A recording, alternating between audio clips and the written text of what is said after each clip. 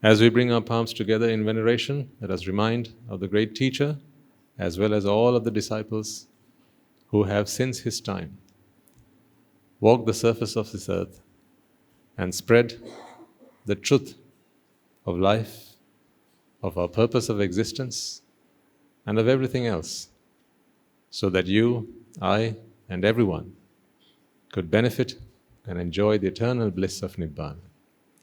Let us also take this moment to renew our pledge of allegiance to the Noble Triple Gem.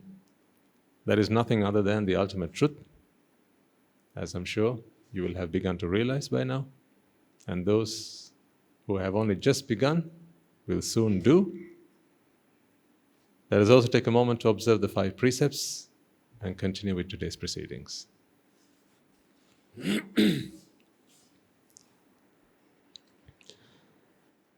Namo tassa bhagavato arahato samma sambuddhassa.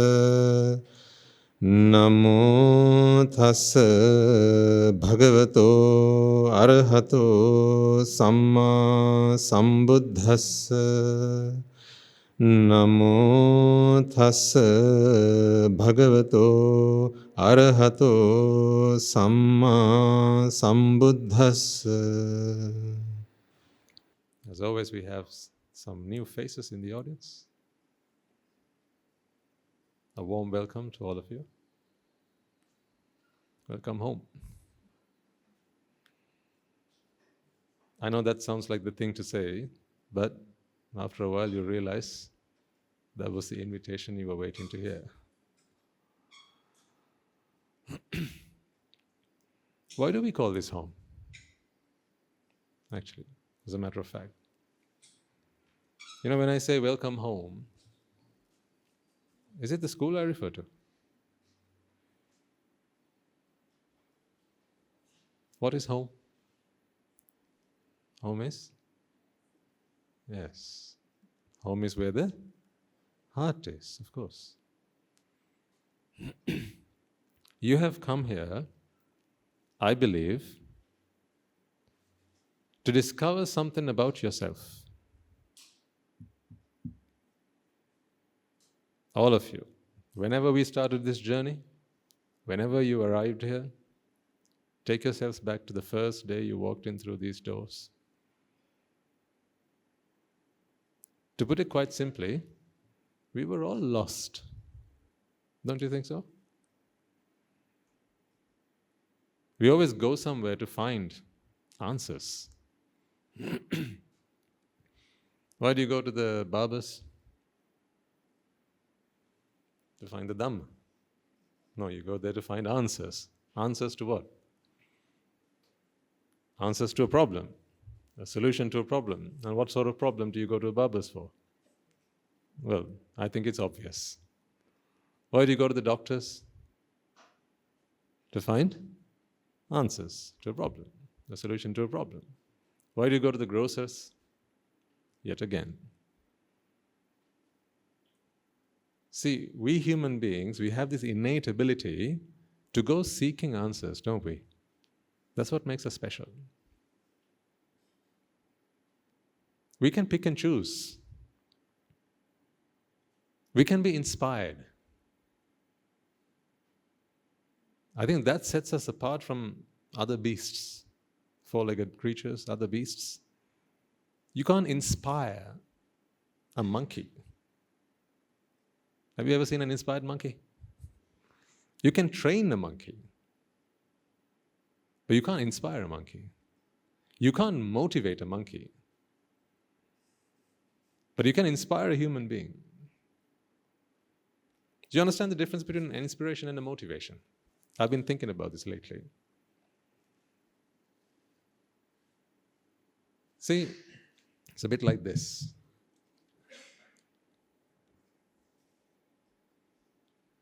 Here's a mountain. And it has a pinnacle. Up here is a tree.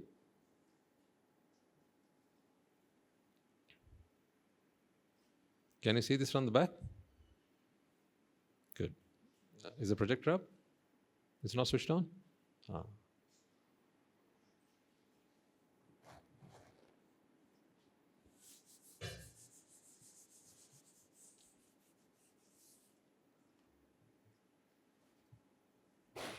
Here is a mountain.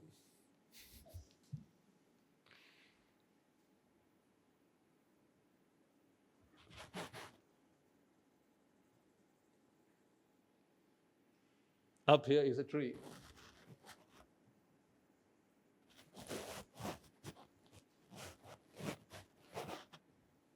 Now can you see it from the back? Okay. On this tree bears fruit. It bears delicious fruit. Let's say it's an apple tree. There's a man. I mean, that's quite a steep mountain, but that's besides the point. There's a man who's hungry.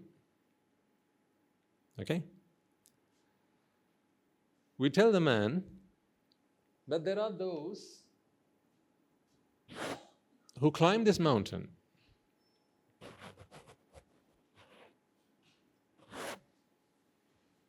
There are those who climb this mountain up to the tree, this tree which bears fruit. They pluck the apples and they eat it. And these apples are delicious, they're so filling, and those who have made up this track, this journey, they enjoy the fruits of their labor. So they enjoy the fruits of the tree. You tell that story to this man who is at the foot of the mountain. You know what this man starts thinking? He thinks, wow, isn't that such a wonderful thing to do? That's good. There are people, they're hungry, they climb up mountains, they go up to the tree, this tree which bears fruit, and there's an abundance of fruit there. There's enough for everyone and more. So there's plenty of it. Is it not so good that all these people climbing up the mountain, they can pluck these fruits and they can eat it and then they can sate their hunger? This man is inspired. This man is inspired because now he knows that there's a problem out there in the world to which people seek answers, and the answer is on the top of a mountain. He's inspired, but he's not motivated. So you see, to be inspired, you just need to know that there's a problem to which there's a solution. These two things exist somewhere out there. Someone has a problem, and to that, someone has found a solution. You know when he becomes motivated?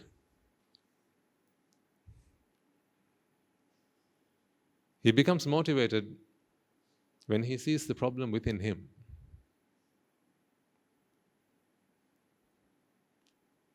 Right now he knows that when you're hungry, you can go up a mountain, you can pluck the fruit and you can eat it, and that will sate your hunger.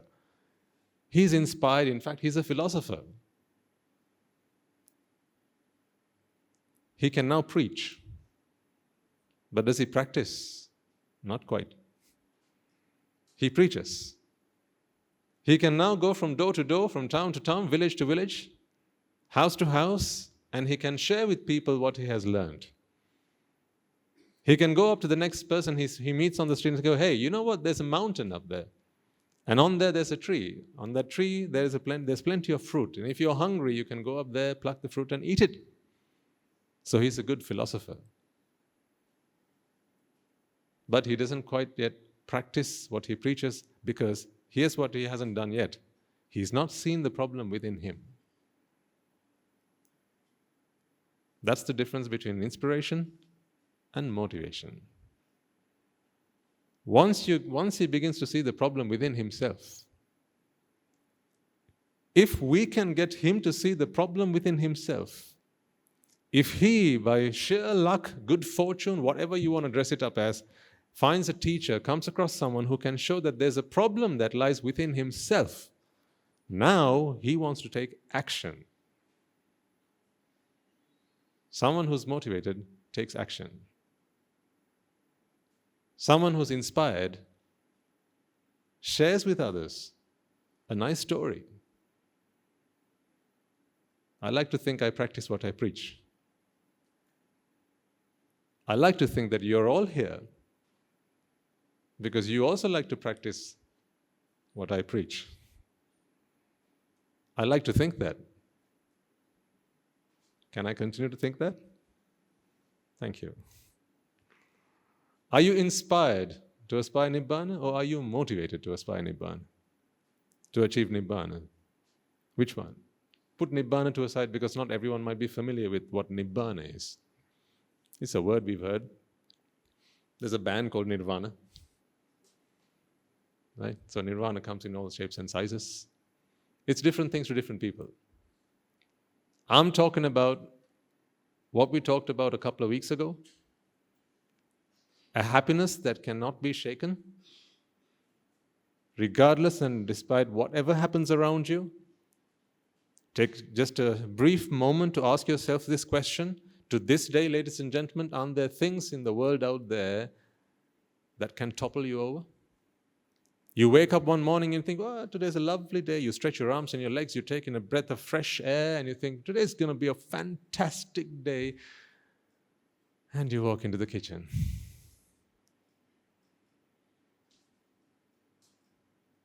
Or you walk into the living room.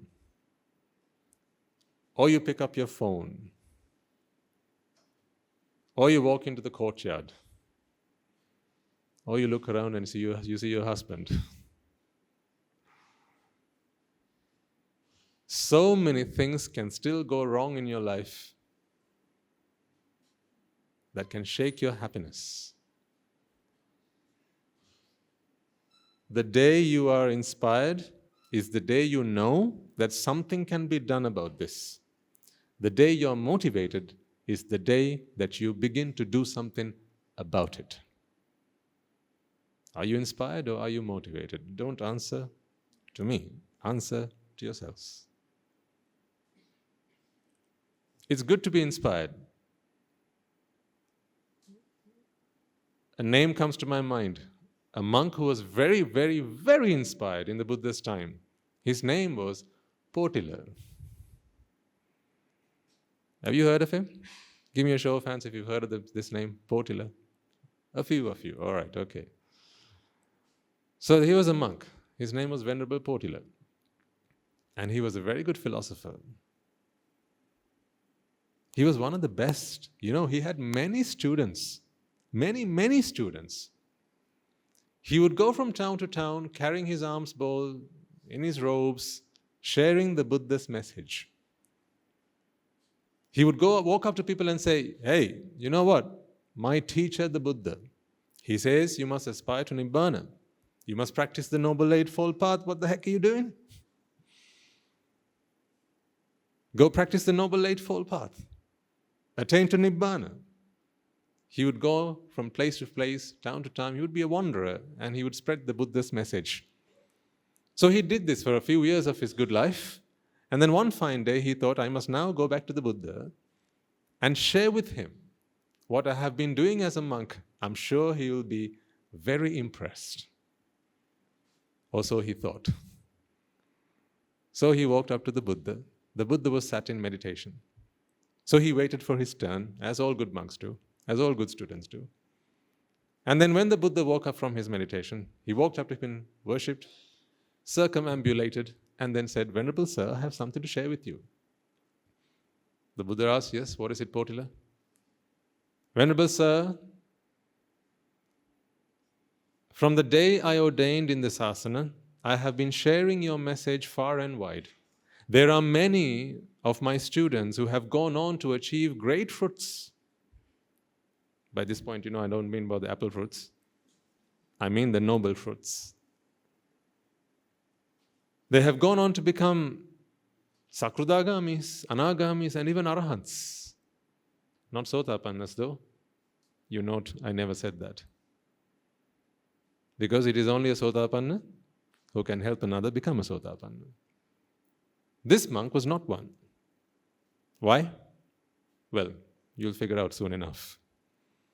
But he went around preaching the Buddha's teaching. He heard from the Buddha, he heard from other disciples like the great elders Sariputta, Mahamoggallana, Mahakashapa and so on. He was a messenger. He carried the message. So he was sharing this news with the Buddha. Sir, I've been doing this for the good part of the last few years. And the Buddha remained silent. He couldn't get the response that he wanted from the Buddha. Of course, what would any student want from their teacher? After having shared with them their adventures and all the good stuff that they've been doing, what would they want? Some praise, some acknowledgement. But the Buddha remained perfectly still, perfectly silent. So he tries it again. He tries it again. He says, Sir, I have been a very good student of yours. I have lots of students, in the several hundreds. I've been sharing this message with so many people, and many have gone on to achieve great fruits. So he adjusts himself and again waits for a response from the Buddha. Does one come? No. So he tries another time. He says, Venerable Sir, I'm sure you know that this is not the only sasana in which I have done this. In the ministry of previous Buddhas as well, I have been a fabulous disciple of theirs, and I have carried their message.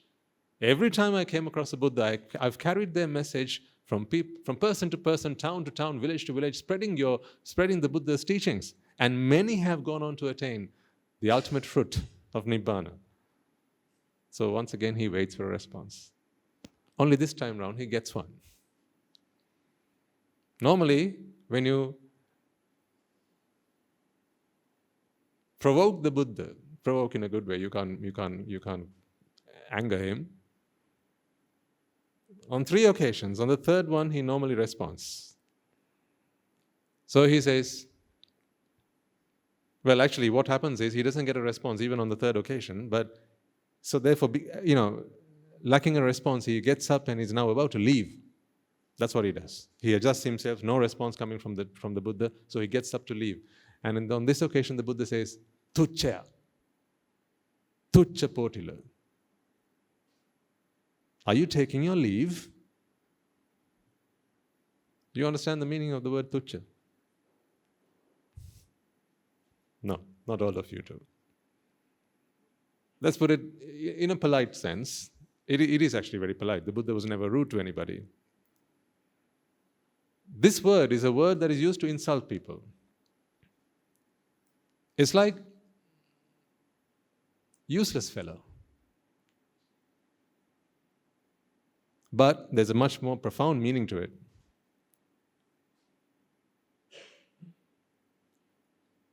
Back then, he probably would have used that word in that sense, but today it means something that is useless, something that is essenceless, something that is meaningless. But back then, it had a much more profound meaning. What it meant was someone who had gone beyond the purpose of what something was intended for. In other words, Potila, this monk, had gone around preaching the Buddha's dhamma, inspiring others, even maybe motivating others, but he was not motivated himself. Therefore, he had never gone on to practice the Buddha's teaching. Otherwise, would he have been around in this Buddha's ministry if he had done so in the previous Buddha's ministry? Certainly not. He would have gone on to become an arahant. See, this man, he was inspired, but he was not motivated. So what I'm saying is there have been monks in the Buddha's sasana, even in the presence of a Buddha, who were not motivated. But upon hearing these words from the Buddha, he was shocked. He was shocked to the core, you can imagine, because he'd come to the Buddha for praise, for acknowledgement. And did he get that? Far from that. So on this occasion, he was quite shocked to hear all this. And then he broke down. He got on his knees. And he said, Venerable Sir, why do you speak to me like this? I have been one of your perfect disciples. Why do you speak to me like this? I was hoping you would acknowledge my contribution to the sasana. I was hoping you would praise me and honor me. But no, you call me as a tucca. Why is it so? He says, Potila, the purpose I preach the Dhamma to you is not so that you can go take in this message from house to house and do that as your primary purpose. That has to be a secondary purpose. Your primary purpose has to be your own salvation, because no one else can do it for you. You're doing what others can do to others, but you're not doing what only you can do for yourself. And this was the point where Potila, the monk, realized that he had failed the Buddha Sasana. You know what he did from there on? He went looking for a teacher. This is the Buddha's instruction. He said, now go find a teacher. Now you might have wondered, well, why couldn't the Buddha be a teacher to him? Of all teachers, why couldn't the Buddha be a teacher? Because he had a few lessons to learn that he would not learn from the Buddha. One lesson he had to learn was the lesson of humility. To be humble. You can imagine, Potila, this monk, he had many followers. Hundreds, if not thousands of followers. Can you imagine the kind of teacher he might have been, having understood no Dhamma at all? He had not become a Sotapanna. He had not comprehended the Dhamma. So therefore the Dhamma had not made a change within him. So what do you think that would have done to his ego? A very egotistical person. So had the Buddha been his teacher, he would never have gone on to become an arahant. Because then he would have gone around telling others what? You know who my teacher is? So that would not have worked. Therefore, the Buddha, in all his wisdom, said, go find a teacher. That made things even worse for him. Because here's a man who was a teacher to many thousands of students. Now try going finding a teacher amongst them. So he would go from village to village to his very students who he had taught. And he went and asked them, please, would you be my teacher? What would all of the monks say? Venerable Potila, sir, how can I be your teacher? You have been our teacher for all these years. Good gosh, just the thought of it. I could never do something like that. Please, sir. I could never do something like that. So they rejected him, they refused to be his teacher. See, this is what happens when you get onto the top branch of a tree. It's very difficult to get back down. You got to be careful. When you get up on that tree, it's difficult to get back down if you're not prepared to come back down. If you forget your roots.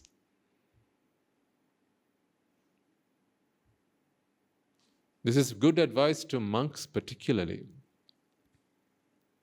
And also you people, because you will find yourselves have become, I think quite a few of you, if not many of you, have now become figures in and amongst your family and your associations. Maybe, you have started sharing bits of the Dhamma that you have learned. People begin to respect you, don't they? When you're among a group of friends, right, and they know that you are one of the people who come to the Sunday sermons, or you have become so religious and so, devoted to the Buddha Sasana, you are now practicing the Dhamma, people who have problems in their lives, your friends, your family, they will now begin to regard you with respect and reverence. You don't have to be a monk for that. And if you're not careful, you can become another Potila.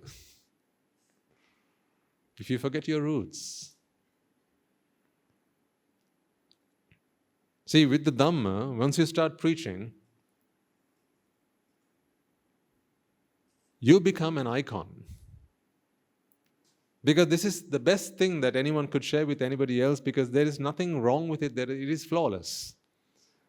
I would have a tough time selling a car to you because a car has flaws. I would have a tough time selling a washing machine to you because it has flaws. I would have a tough time selling a house or a mansion to you because it has flaws. It has its weakness and it has its strengths. What are the weaknesses of the Dhamma? What are the weaknesses of the Dhamma? There are no weaknesses. Therefore, what I have to sell to you is the best product that any salesman would want to sell. This is perfect in every single way. Therefore, when you become the salesman, selling the product of the Dhamma, you're selling something that is perfect in every single way. You don't have to convince too much. Those with intelligence, those with wisdom, they begin to understand, they begin to realize. And soon enough, the respect, the reverence, the veneration, the praise and the honor, they all start getting directed towards you. It will come. It will happen if it hasn't happened already. This is something to watch out for. And then what happens is, if you are not someone who has been motivated, but only inspired, whereas you have become the carrier of the message, but you have not become the message, then what's going to happen is, because you have not applied the Dhamma to yourself, it has done note for your ego. And we all thrive, don't we? When we get praise and honor and people regard us highly, we all thrive in that environment. We know, I know what I was like, you know what you were like.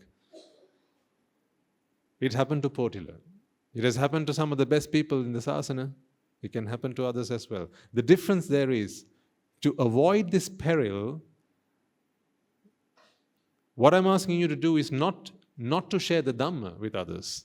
You must. A lot of you bring along your friends, families, distant relations, and some have benefited immensely from that. I shared with you the other day the gentleman who had come from Bulgaria. He wrote a book about his experience of having visited us. He sent me a copy. I'm just reading it these days, and I will bring it along with me either next week or one of these weeks and share with you a few snippets of his experience of having walked in through these doors. And his first experience was not seeing the Swamin Wahanse. His first experience was being greeted by you. And what a profound impact that had on him.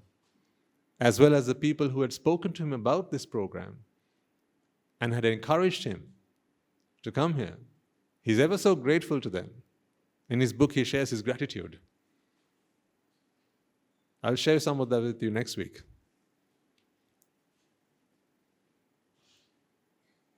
So what I left him with when on his last visit to the monastery was, I want you now to take the Dhamma to Bulgaria. And he promised he would. So now he has been coming back to us over the phone, online, and asking us for help to help him take the Dhamma to his fellow countrymen and women. See, you're doing the same. Perhaps the reason he is here is because one of you invited him to come along. Perhaps every one of you are here or is here is because someone else invited you, encouraged you to come along. And that's wonderful, that's great. But in my life, ladies and gentlemen, I have seen my fair share of individuals who have encouraged, invited others to come along, and that seemed to be the end of the track for them. That has happened many times. In fact, if I had $1 for every time that happened, I'd be a very rich man today. It tends to happen. Sometimes their role is to hold someone's hand, bring them along, get them sat down, and then they leave. That happens because they're inspired, just not motivated. I want you to be motivated. Your motivation does not come from my motivational speech. That's not how it happens. For that, Shraddha needs to happen within you. Shraddha is not just blind faith. Shraddha is your conviction. How can you be convicted of something? Not as in convicted criminal. How can you have conviction of something? How do you know that water quenches thirst? Did you read it in a book? You see someone drinking water and you think, oh, it must, apparently it does. Is that how you know that water quenches thirst? How do you know water quenches thirst? You've tried it, you've done it. Initially you were inspired, you saw someone drinking water when they were thirsty, but then you were motivated because you were thirsty, you got a bottle of water, you drank it, and your thirst was quenched, and now you're motivated. Does anyone need to remind you, advise you, instruct you now to do what do you need to do when you're thirsty? It's no longer necessary. Because now you are motivated. Whenever you're thirsty, whenever you experience thirst, you know exactly what to do. I'm asking you this question, folks.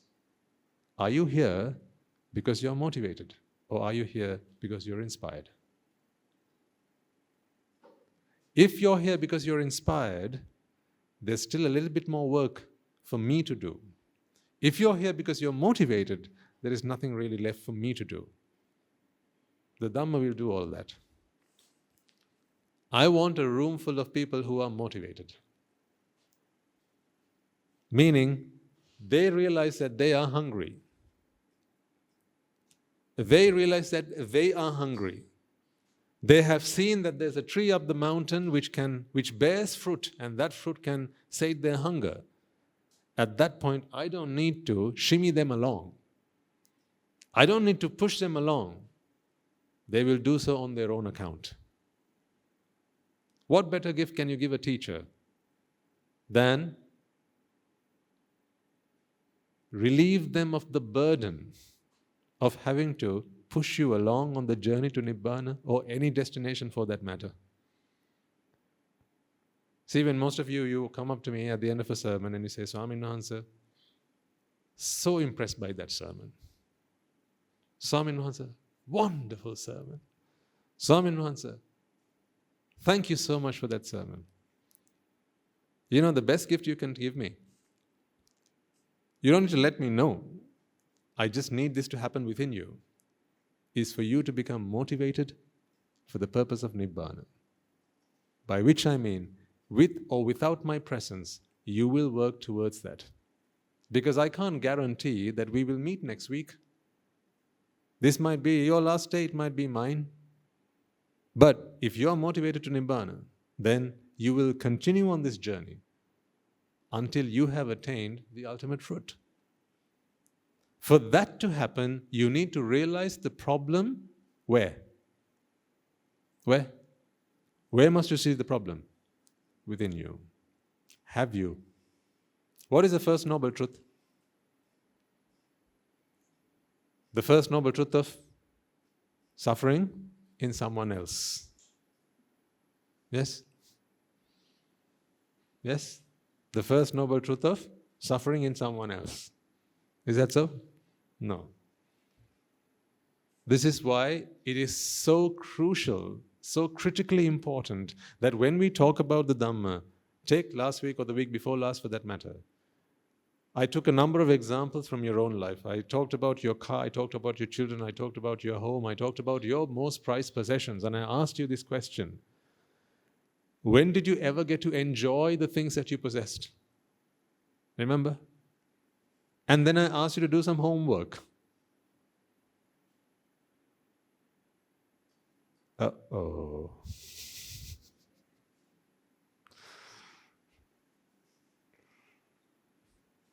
Do you remember?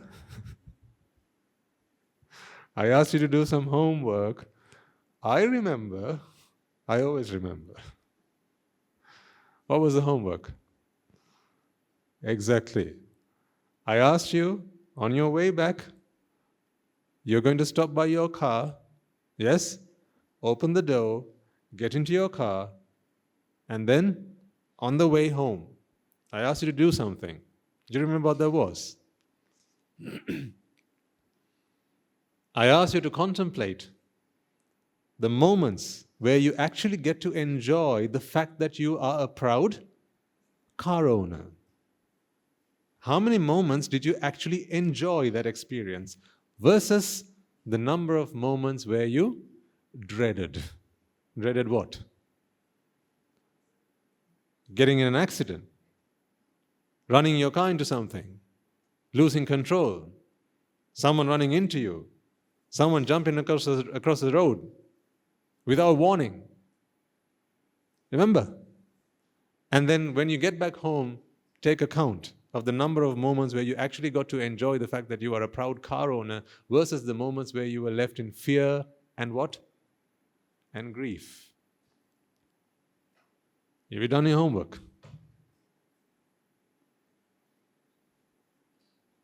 Well, for those of you who have, what are the results? How many moments of that experience on the way back home did you actually enjoy? That's all you thought about. Wow, I'm a proud car owner. See, I'm rocking my ride. Was that all you got to think about? All you thought about? Or was it for a mere split second, you started the car, and the moment you put your foot on the pedal, from that point forward, you just had to forget all that? Why so? Because you have to keep your eyes on the road, look for oncoming traffic, look to see if there's people jumping across the road, and you have to keep your property safe. Safe from oncoming threats. So did you really enjoy the ride back home? No, I spoiled it for you, didn't I? Yeah, keep coming to these sermons, I'll spoil everything for you.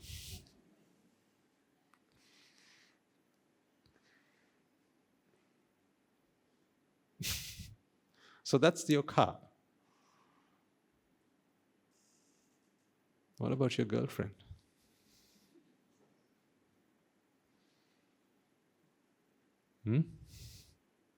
Now. Come on, look at me right in my eyes. What about your girlfriend?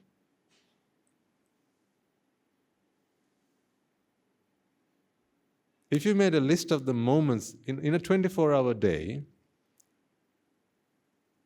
the number of, well, you can't count them in hours, right? Because things change so rapidly. If you were, I know this is impossible to do this almost, but you can do it this way. If you could take maybe half a day, here's what you can do. But you must remember and do these things, right? That's when you become motivated. Otherwise, you're just inspired. I need you to shift from motivated, shift up a gear to from inspired to motivated, because I need to create within you the energy to drive yourself. That is my task. It is my purpose of coming along here every week. Because I know there's going to be a day where you and I are not going to meet, ladies and gentlemen. We're not just here for the ride. I'm not just here to come and give you a few talks and get to be known as a monk who gives talks. What's that for?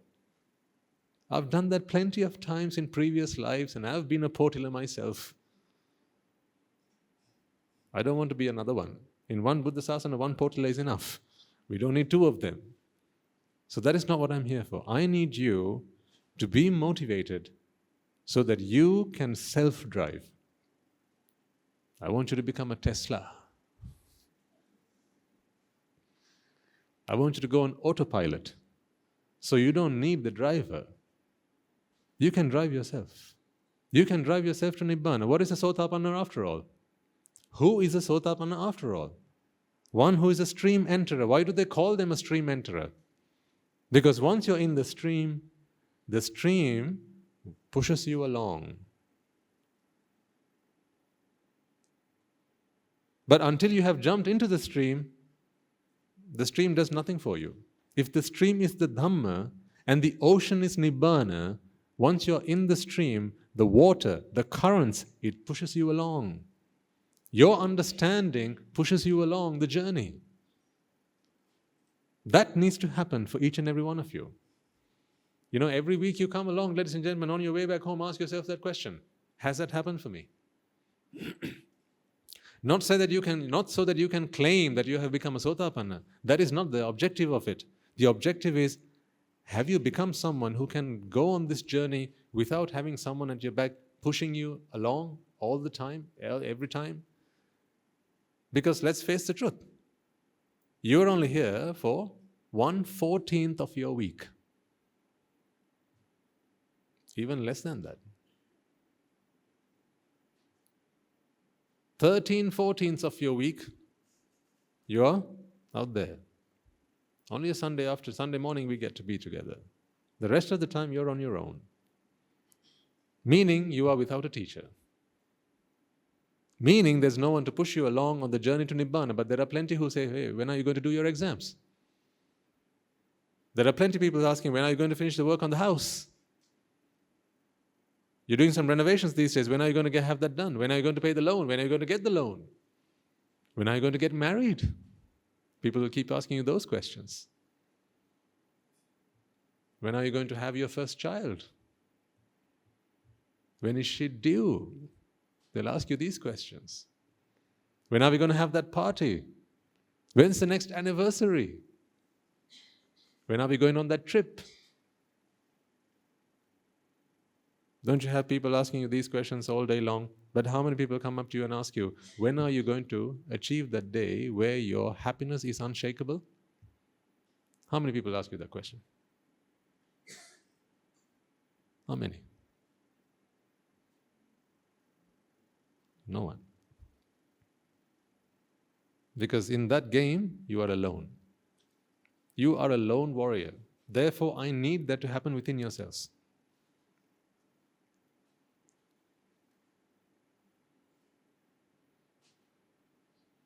I need for this to happen within you so that even if you die today, you'll still be okay. See, that's how much I care about it. It's not the face that I see in front of me I care about, ladies and gentlemen. It's not so. This face is just your face for this birth. What about when you're dead? What about what happens after that? I'm trying to set you on track so that even when you die, you still have refuge. If you become a Sotapanna, your task is done. Then the Dhamma will do the rest for you. Your comprehension of the Dhamma, your understanding, your realization of the truth will do the rest for you, just as much as your understanding of a lie has ruined it for you. It's the same thing. Yesterday we had the last of the functions of the 8-day-long Pinkama that we had at the monastery. So for this event, all of our monks, everyone resident at the monastery, the anagarikas, almost, and the children, almost 400 of us, we all stood around the stupa, around the pagoda, in formation, and we chanted Pirith. Because it was the moment where the last of the relics were deposited and the relic chamber was being shut. So as we stood outside, I was just doing what I normally do, which is contemplating on the Dhamma.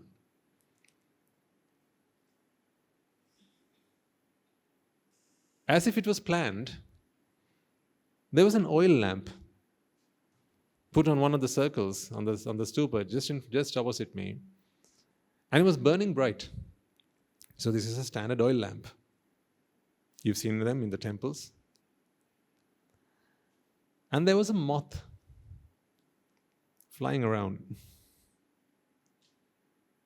It was happily flying, flapping its wings, flying left and right and up and down. It was a wonderful moment for contemplation. I wish you were there. I'm going to try and take you there now, if at all possible. So there was the oil lamp and the flame flickering in the wind, and then there was the moth. This moth was attracted to the light. It wanted to be in the light. It wanted to be with the light. It wanted to enjoy the light. Perhaps even, the heat of it was also quite soothing to the moth. So it started flying around. It kept getting closer and closer to the oil lamp. Now you know what's going to happen next. Otherwise, there would not have been a point in me sharing this story with you, right? But I want to share with you the thoughts that I had as I was observing this. Because for me, it was a meditation. It was a moment for pure contemplation. Such profound contemplation. And I want to share that with you. Fortunately, it happened yesterday, so I can share this story with you today as I remember it perfectly. So this moth, it kept getting closer to the flame. And then at one point, it landed on the lamp. But not on the flame, just on the brim of the lamp. Now it's feeling the light. It's bathing in the light, right? And the warmth of the lamp is also very soothing. So it starts moving closer. Closer to the... Of course, we know it's not going to jump into the flame because the flame is too hot, right? It flapped its wings for one last time. This time, it fell into the oil. So this is hot oil. As the wick is burning, of course, it heats the oil that it comes into contact with. This is hot oil. Now I could see right into the lamp from where I was stood. Now I know some of you are thinking, why didn't you save the poor thing? I knew you'd. I saw that coming. Wasn't your job to save the poor thing? I am saving the poor things. Don't you see? I can't save a moth from death. I can save those who are about to be moths from becoming one. The Dhamma is the only refuge. Had I saved the moth, don't you think another death would have come to it? Maybe that was a better death than being crushed. Maybe someone would have walked over it. Perhaps that would have been a finer death. Or this death that it had would have been a less painful death. Who knows? Maybe another animal would have made prey of it. Who knows? There's no point saving in that sense. I save lives, I do, ladies and gentlemen. I do. This is what I'm doing. I'm saving lives. But you won't see me at the abattoir saving cattle. You won't see me do that. Because even if you try to save the animal from being slaughtered, it's going to die anyway. Heartless, aren't I? But that's not to take anything away from those who feel that it is their duty to save cattle who are destined to be slaughtered. If that is your thing, please go do it. It's perfectly fine. And that is meritorious. Yes, absolutely. But I see a much bigger purpose in my being a monk and in me having understood the Dhamma. I want to save lives with the Dhamma because I don't have money. If you go to the butcher, you may have to pay some money to save a cow. You bring it home, or you donate it to somewhere. But one way or the other, it's going to die and back in samsara. It's like washing a piece of cloth and putting it back into the dirt. And then washing it again, and putting it back into the dirt, and washing it again, and putting it back into the dirt. Let me know when you get the point.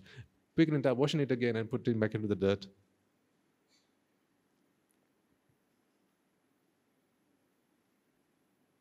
But, there are people who do that, and with all due respect, if that because it earns them merits, there's absolutely nothing wrong with that. And I think people should continue doing that. That's fine, because they accumulate merits out of it. There are those who fight for animal rights, for instance. There are those who fight to save, stray dogs. I know people who do that. And never, not even with a single word, do I discourage them. Because it earns their merits. So, fabulous. I encourage that not on behalf of the dog. I encourage that on behalf of the person who does it because it earns their merits. Because you save a stray dog. Don't you think that dog's going to die anyway? Yes, maybe it might be able to live the rest of its life in a good home. And then what? I'm not interested in giving a good life for 2 years, for 3 years, for 5 years. That's not my purpose.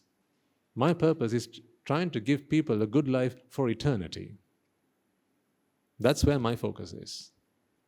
And that is why I didn't bother saving the moth. It wouldn't have done much. So I watched this moth. It landed on the lamp. It fell into the hot oil. And then it's flapping its wings, trying to get out, but now it's too late. Because with the oil on its wings, there's never any hope of it ever going to fly again. It struggled. It made several attempts to try and get out of the lamp, but it couldn't. And then it stopped. Now here's the thing. I want us all to take a lesson out of this. True, the moth did not touch the flame. It wasn't burned by the flame. It only fell into the oil. But here's the thing. You know that wick? It burns the oil, right? It burns the oil in the lamp.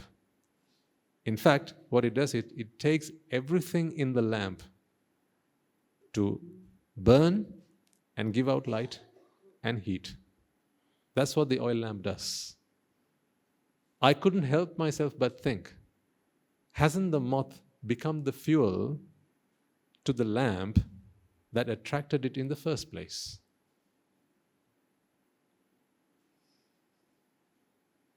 Look at what pleasure does. The moth was attracted to the light. It took great delight in the light. And then it flew into the lamp. And now it has become part of what has to be burned to give off that light.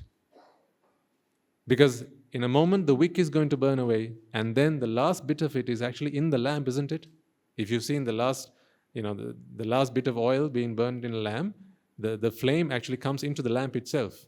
It's no longer at the edge of it because now the last bit of the wick is in the lamp. So the last bit of oil is going to burn with the moth. Now who's become the fuel? The moth has. Is that what it wanted? All it wanted was to experience a bit of pleasure. It wanted to experience happiness, satisfaction, joy, but look what happened to it in the end. Now you may be feeling sorry for the moth, and you may even be inspired. I want you to be motivated. How does this story help motivate you? Don't you see a moth within you?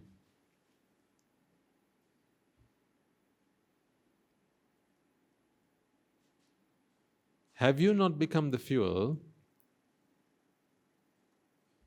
that burns the pleasure that you have gone after?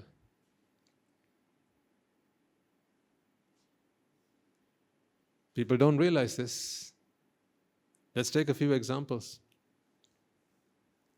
Let's say you enjoy watching TV, watching a film, whatever, right? You sit in front of your TV, you put the TV on and you're watching your TV. You're watching a film. It seems fun, it seems enjoyable, you're watching it. Where does pleasure arise? Where's beauty, by the way? Which is the same question. Is beauty in these flowers? Is it? Its beauty is not in the flowers. So, is beauty in the eye? They do say beauty is in the eye of the beholder, but is it in the physical eye? It's not. Where is beauty then? In the mind. So, beauty is a creation of the mind, right? Now, if you listen to Garamagahandro's sermon from last week, from when you visited the monastery, he would have explained to you that pleasure is a phenomenon that is experienced in the mind when the mind relieves itself from vexation. There is no other way to experience pleasure other than putting yourself through pain in the first place. Prove this wrong and I'll come home with you tonight.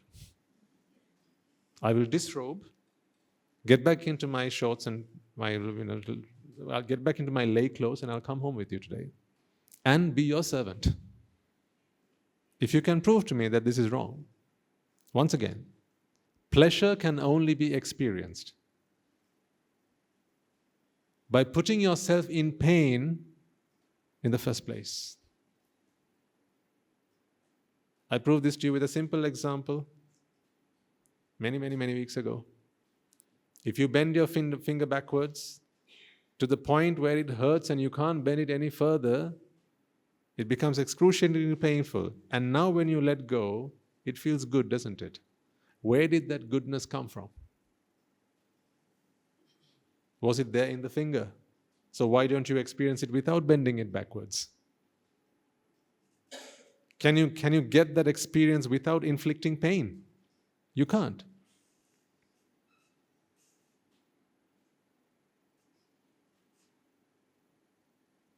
To experience the pleasure of relief, you have to experience the pain that you put yourselves through first.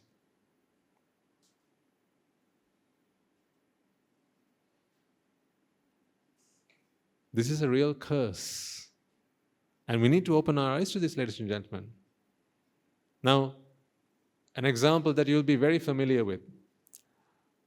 After a Sunday morning sermon, most of you will be looking for the what? It's cold in here. What will you be looking for? The washrooms. Yeah? When you go to the washroom and you relieve yourself, how does that feel? Feels good. Why? Because you have relieved yourself of the discomfort that was building up inside you. But once you have relieved yourself, can you experience that joy after that? 2 moments after that? A minute after that? Can you experience that? No, it's gone. It's gone for good. To have any hope of experiencing that again, you have to go through that physical discomfort once again. When you all walked into this room, you would have sat down in a particular pose. Right? You would have sat down in a certain way. Whichever way, let's take from now on, you're sat in a certain way. Can you promise me that you will be in this position until the end of this talk? You can't. Why not? Because after a while, it gets uncomfortable. So if it gets uncomfortable, why are you purposely sat in an uncomfortable position? Are you nuts? If you know that this is an uncomfortable position, why do you sit in it? Here's the deal. It's not uncomfortable now, but it gets uncomfortable in a few moments. And then what do? You shuffle yourself. You adjust yourself and you take on a more comfortable position. Is that the comfortable position then? It's not. Because what's going to happen again?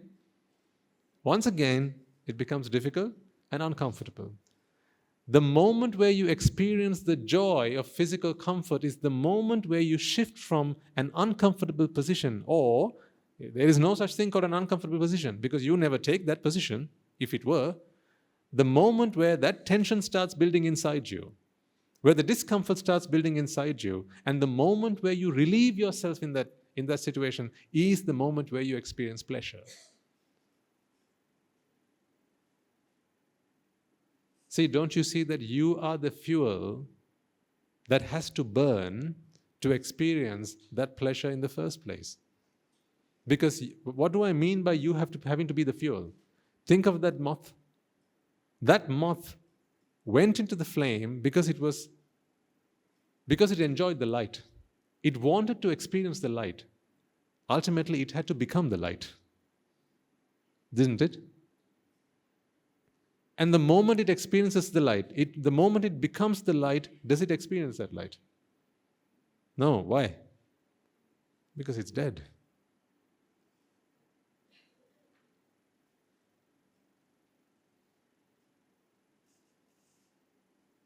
Understanding this phenomenon alone, ladies and gentlemen, is enough for one to become motivated to Nibbana. The first thing that needs to happen within all of you is for you to fall out of love, not with your spouse, for you to fall out of love with pleasure. For every moment you seek pleasure, is another moment you punish yourselves. The moth only had to sacrifice itself in the lamp because it was attached and attracted to the light. What it didn't realize was soon enough it was going to become the light. The moth never realized that. Do you? I ask you.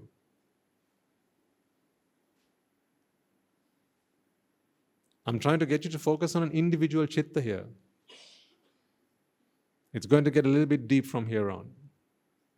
So pay attention. But all of you can understand this. You can. I'm going to try and give it to you as simply as I possibly can. We'll use examples and all sorts, but you need to make your effort and I'll make mine. Together we can make magic happen. Take a moment where you're eating something that you enjoy. Let's take a bar of chocolate. Most of you like chocolate. Is there such a thing called pleasure in chocolate? Is there? Is there pleasure in chocolate? No. How do you prove this? Let's prove this. We've proved this before, right? But let's go through it two more times again, just because there are a few new people in the audience. How do you prove that there is no pleasure? The pleasure that you experience when you eat chocolate is not in chocolate. How do you prove that? Quite simply. If there is such a thing called pleasure in chocolate, the more chocolate you eat, the more pleasurable you must feel. But how do you feel? There comes a point where you get sick of it, don't you? Yeah. So now just apply scientific thinking. How do you know that fuel, temperature, and oxygen are the factors that give light to a fire? Because the more of it you add, the bigger the fire is. Does it come a point where you keep adding oxygen and the fire burns out? No. That is the scientific method.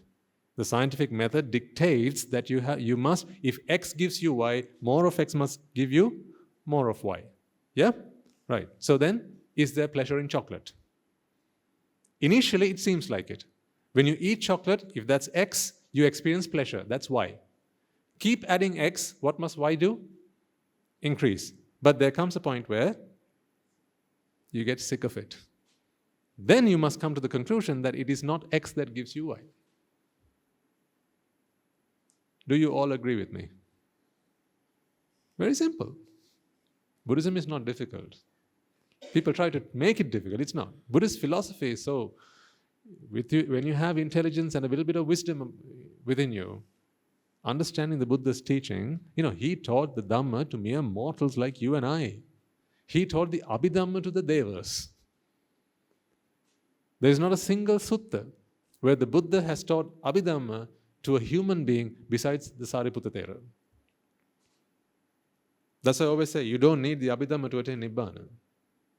Many thousands, if not hundreds of thousands of human beings attain Nibbana not by listening to a single discourse of Abhidhamma from the Lord Buddha. Not a single discourse of Abhidhamma, because all of his Abhidhamma teachings were either given to the Devas or to one and only, who was only second in wisdom to the Buddha. That was the great Sariputta Thera. So it fails me why some people believe that they have to study and understand the Abhidhamma to attain Nibbana. But I have empathy because I was also one of them. None of you are fools compared to me because I was the biggest fool. So compared to me, you're all perfectly fine. I thought Abhidhamma was going to get me to Nibbana, so I studied it right from page to page and by-hearted all of that. The chittas, the chaitasikas, the rupas, and all of that. All the realms of existence. I can't remember much of it now.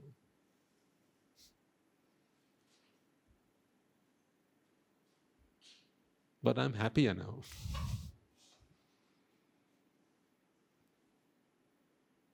So you don't need to worry about Abhidhamma.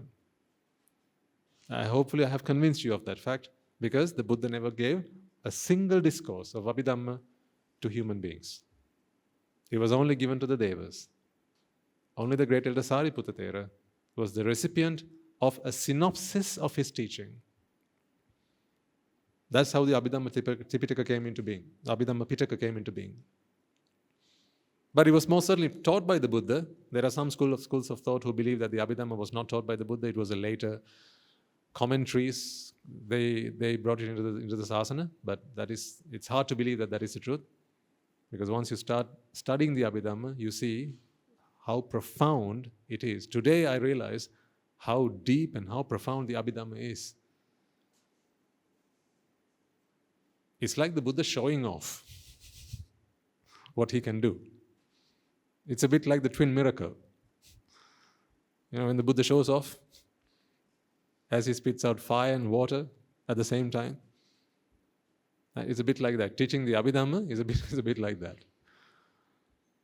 So coming back to the point.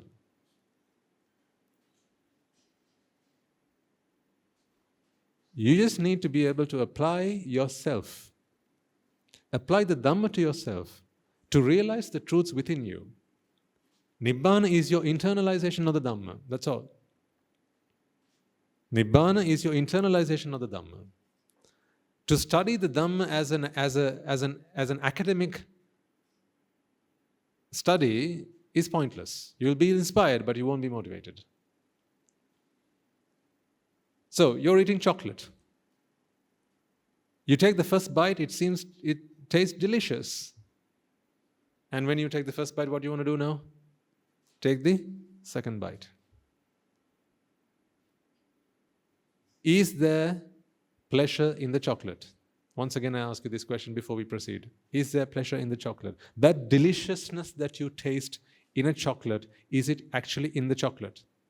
Is that one of the ingredients of the chocolate? It is not. Chocolate flavor is in the chocolate. That much is yes. So chocolate to an Arahatan Mahansa will also taste chocolate. It's not going to taste like anything else. It's going to taste chocolate.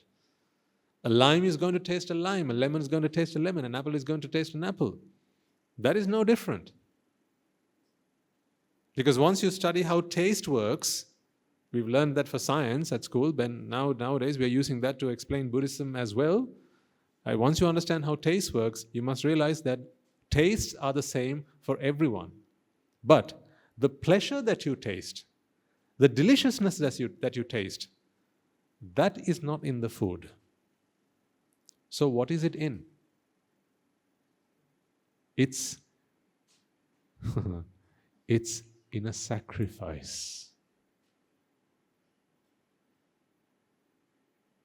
Take that down.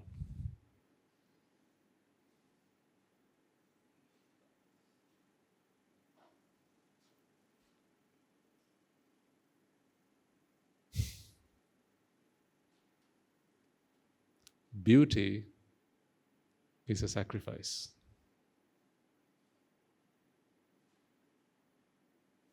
And you're making it all the time. Who's the sacrificial lamb then? On the altar of ignorance and attachment,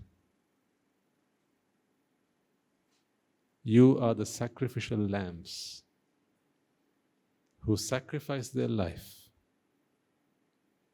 in the name of beauty. Alas, what has come of us? May the Dhamma heal you, ladies and gentlemen. May the Dhamma show you the light. May you come out of this ignorance that pleasure is the be-all and end-all of life. The only reason you are still there is because you still seek refuge in pleasure. And it's a mirage.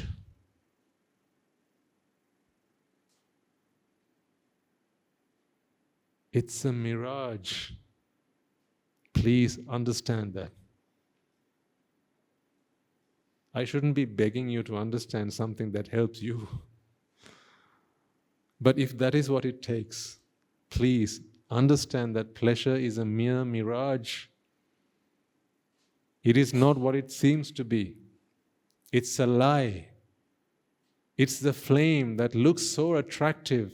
It attracts you to it, and then you end up becoming the fuel that burns it and keeps it alive. Beauty is a sacrifice. I will explain to you. The moment I said beauty is a sacrifice, I saw a few smiles in the audience, because those are the people who've been listening to these talks right from the beginning. So just a mere few words, you get the gist of it.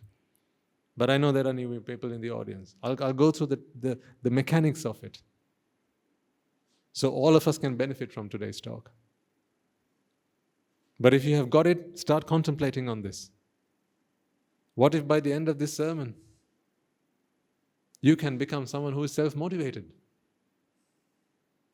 What if by the end of this talk, I no longer need to worry about your salvation? You will do it on your own behalf. It is possible. I need your attention. I need your merits to step in right now. All the merits that you have done last 7 days, last 8 days, if ever you visited the monastery, wherever, if you went to your local temple, you offered alms, you offered Gilampasa to the Swami Nuhanses, you lit lamps, you offered joss sticks, offered flowers, you helped your neighbors, you were a good person, a good human being, you've done your duty as a law-abiding citizen. All of those merits, may they help you in this instance, on this occasion, to help you realize the truth of life. You only suffer out of your own ignorance. When you grieve, it is only because of your ignorance, not because your mother died.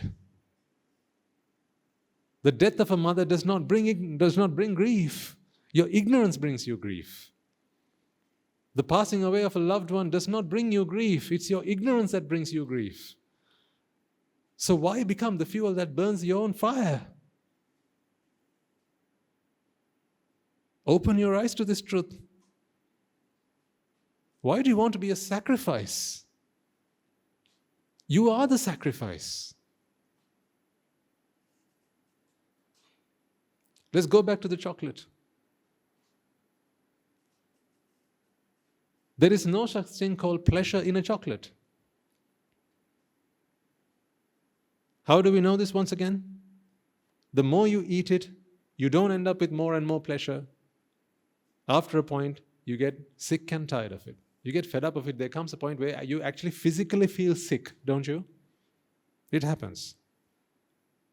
Another way to prove that would be, not everyone in the world enjoys chocolate. There are those who don't like chocolate. About 10% of the global population, they just hate chocolate. You might wonder, how is that so?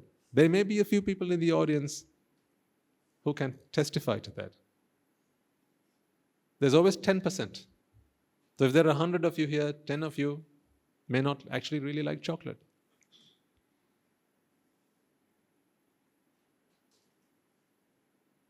But if pleasure is in the chocolate, mustn't all of us love chocolate the same way? But we don't.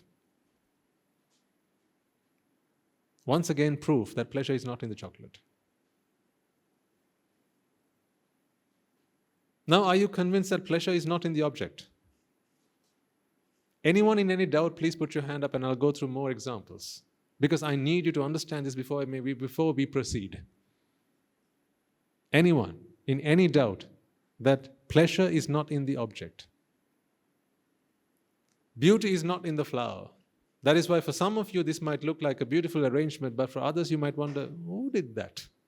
Look at it. You're not impressed. Some will say, wow, yellow flowers and white flowers, what a wonderful combination. Others will go, who chose yellow and white for this? It's crazy. They should have picked red and white. This combination will not work for everyone.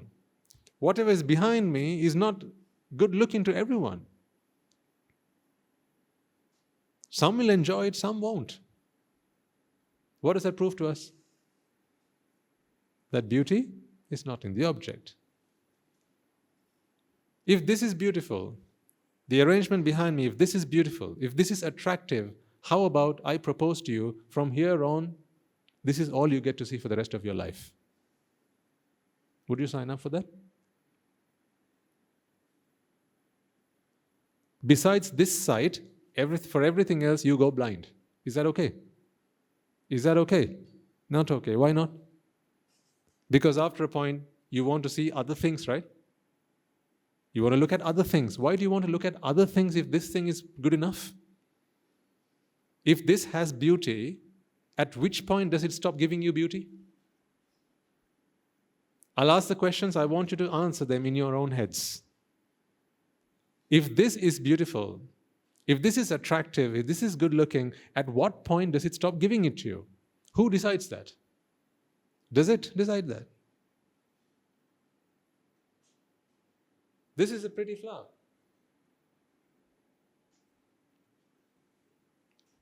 If this is a beautiful flower, why is it that you can't just keep your eyes fixed on this for the rest of your life? You might tell me, what, Swaminatha, we have other practical concerns, we have to go places, we have to do things. Okay, I will do all that for you. I'll look after your kids for you. I'll look after, not your wife, I'll look after your kids for you. I'll pay the bills for you. I'll cook for you. I'll do all that for you, right? But all you can look at is this flower and nothing else. See, those of you who grow flowers at home, there'll be some among you who are horticulturists. You have flower beds at home. Do you have just the one flower? Just one type of flower, that's it? Why not? Here's a question. In your flower bed, which flowers are the ugly flowers? Which ones are the ugly flowers? Let's put a few names of the flowers that you have at home in your flower beds. You have what? Come on. Roses, right.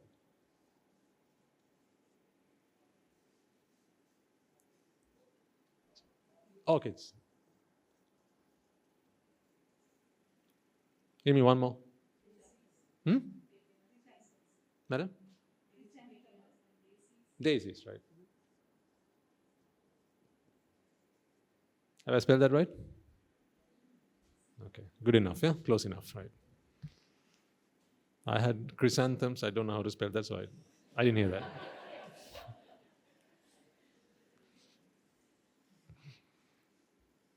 Right, roses, orchids and daisies. Okay, so you have, this is your flower bed.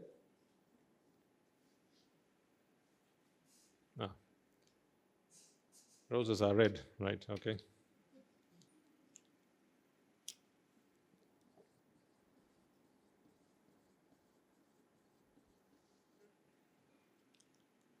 Orchids.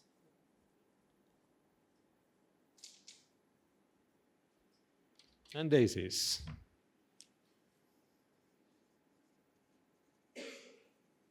Okay?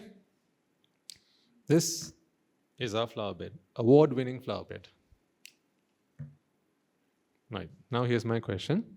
Think carefully and answer. If you do so, all the answers will come to you. I always say, I don't give you the answers, I ask the questions. I need you to come up with the answers. Why did you plant roses? Because they are pretty. Why did you plant orchids? Because they are pretty. Why did you plant daisies? Because they are pretty. Okay. So, roses are pretty, orchids are pretty, and the daisies are pretty. Right, next question. Which one's the ugly flower? Is it the roses, the orchids, or the daisies? Which one? None of them. So what are they then? They're pretty. Yeah? Okay. So when you're looking at the roses, you say they're pretty. So let's just cover up the daisies and the orchids for a second. Now you're just looking at the roses. Okay? They're pretty, aren't they? Yeah? They're pretty. So if the roses are pretty, why do you need to look at orchids as well?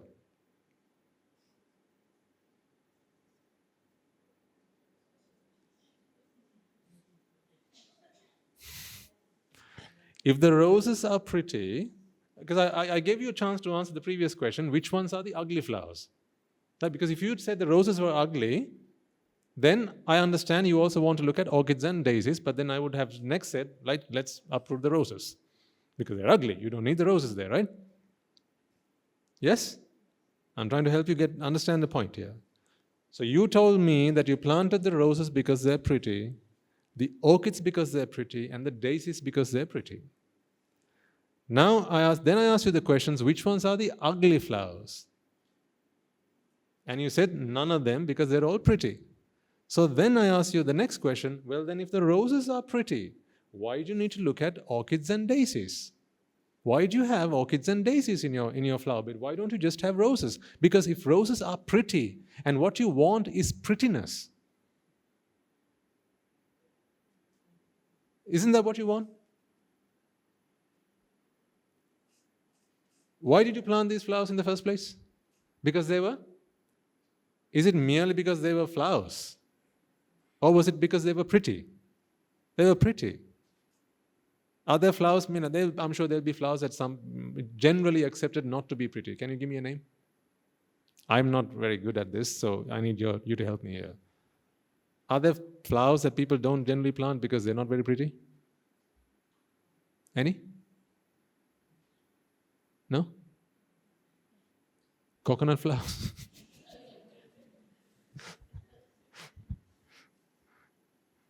No, I mean, okay, so flowers generally tend to be pretty, right? Now, in some countries, some flowers, they only go on a wreath, right? So those flowers, they don't generally get planted in homes because people believe it brings them bad luck and whatnot, right? So let's say there was a particular flower, let's call them wreaths. So you have roses and orchids and daisies and wreaths. These are funeral flowers. You don't plant them in your flower beds because you don't like looking at them. It doesn't give you the same pleasure that roses do. It doesn't give you the same pleasure that daisies or the orchids do. So therefore, you don't have any of them here. Granted? Okay. Now back to my original question. The reason you planted roses was because you said that roses were pretty. If so, the reason you planted roses was because they were pretty, and that is why you didn't plant the wreaths, because they are not pretty by your account. So nothing that is not pretty has been planted. Nothing that is not beautiful has been planted. Then the roses were planted because they were pretty. I ask you the question then, why do you need to look at orchids and daisies? Why? Why? Why? Because the roses don't have prettiness. That's why you want to look at the orchids. So then the question comes, so the orchids are pretty, aren't they? Then why do you have the daisies? Because the orchids aren't pretty either.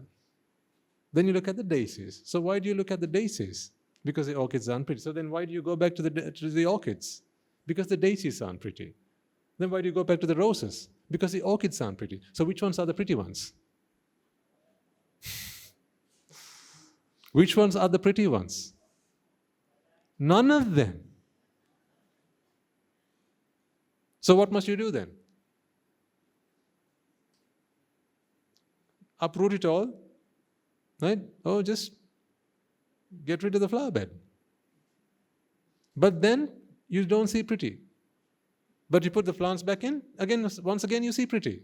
But you don't see pretty just by looking at the roses. Here's how you see pretty. When you want to see roses, that want has to happen in the mind first. When you want to see roses, and then you see roses, now roses seem pretty. You need that prerequisite. The want has to happen before the action. When you want to see orchids, and then you see orchids, then it looks pretty. When you want to see daisies, and then you see daisies, then it looks pretty. That is why you can't just keep staring at your flower bed 24/7 and be happy. Even if you loved your flowers, right? There may be some among you who just love flowers. If that is all you got to look at, that love affair won't last very long. What is evidence of that? Any other love affairs that ring a bell?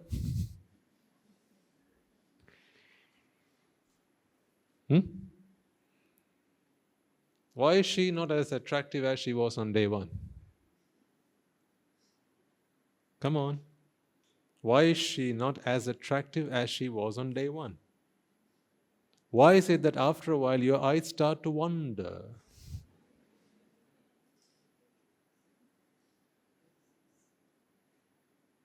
Come on.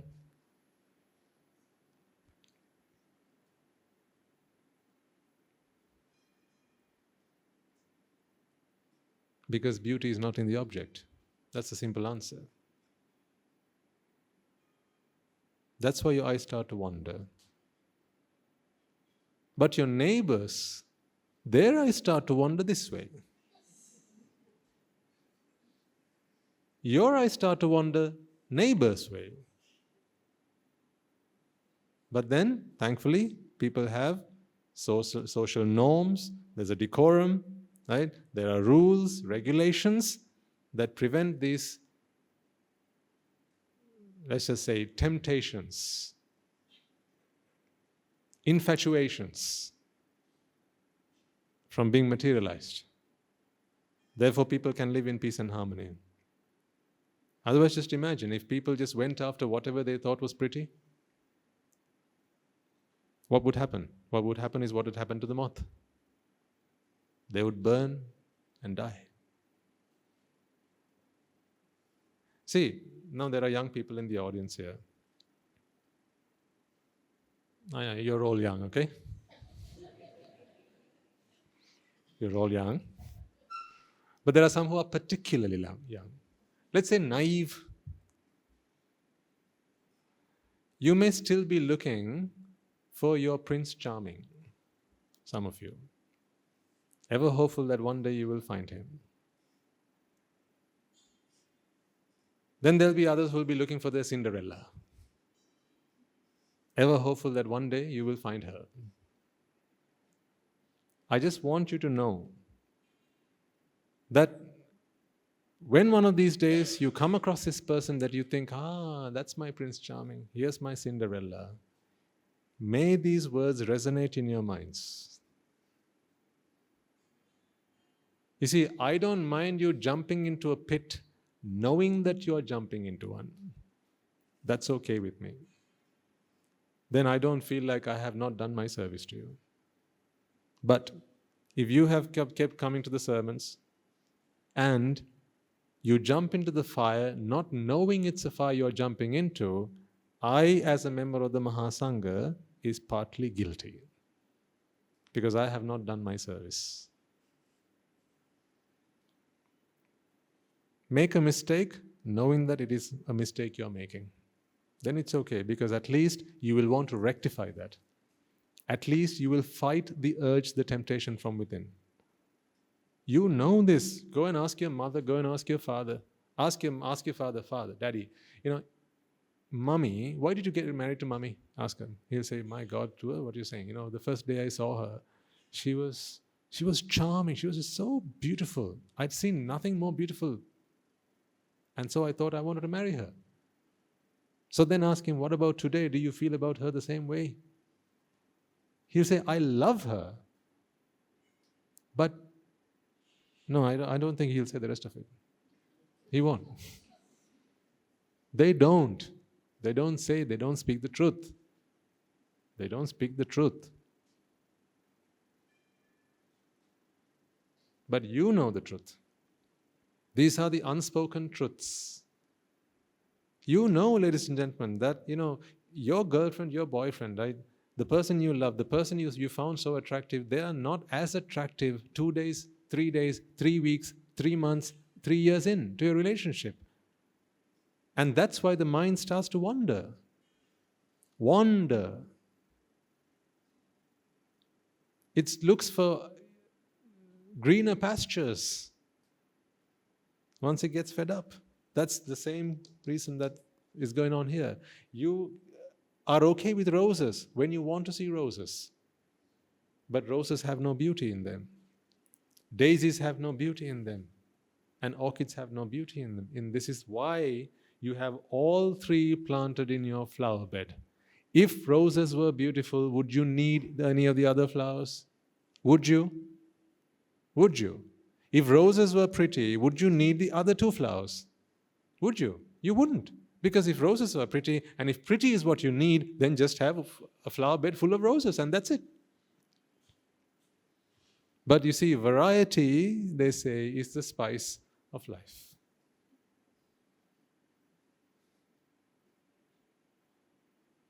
Unfortunately, they don't let you do that with marriage.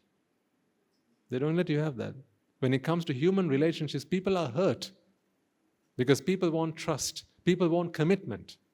Yeah? People want commitment, and therefore they can't allow for you to enjoy variety.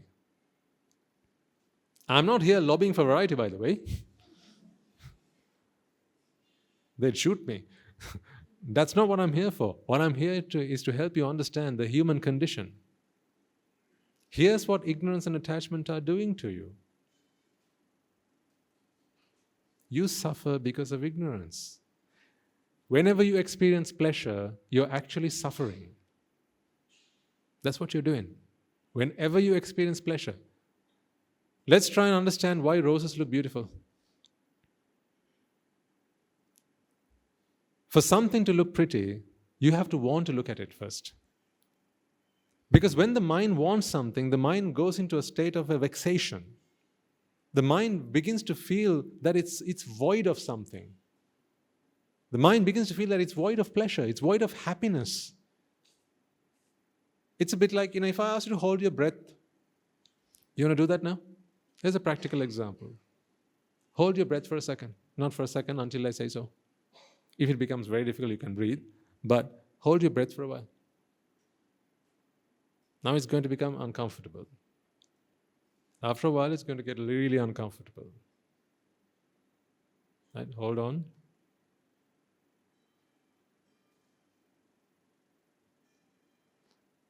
I'll wake up and then I'll let you know.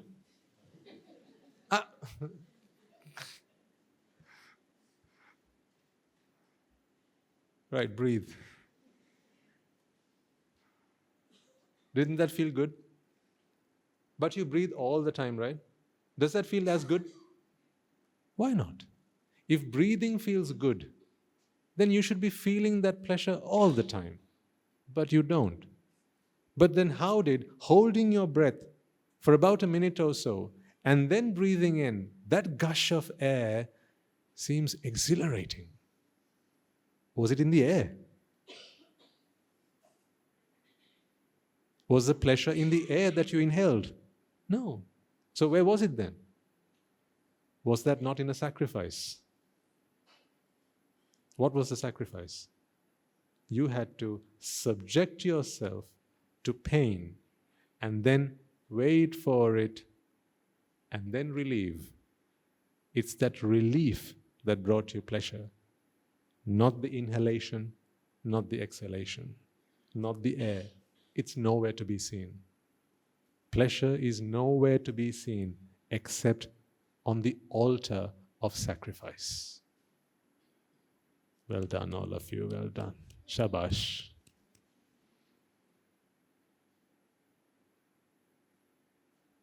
Now, do you think I speak to you because I want to convert you all to Buddhists? What do you think? You think I'm here proselytizing you? Or am I here to teach you the truth about how the mind works? Is this not true for Buddhists and Muslims and Christians and Catholics and Jews and Hindus and atheists and all of them? If a Buddhist holds his breath for 2 minutes and then breathes, does he not feel pleasure? If a Hindu does that, do they not feel pleasure? If a Muslim does that, do they not feel pleasure? If a Jew does that, do they not feel pleasure? So everyone feels pleasure. And for each of those individuals, is it only for the Buddhists that pleasure came from relief from vexation, and for the Jews it came from God? For a Muslim, did it come from Allah? And for a Christian, did it come from God Almighty? And for the Hindu, did it come from Lord Shiva? That's my point. I'm not here to give you a religion. I'm here to teach you how the mind works. If you have a mind, these are the laws, these are the principles that govern how the mind works. This is a universal truth for every mind.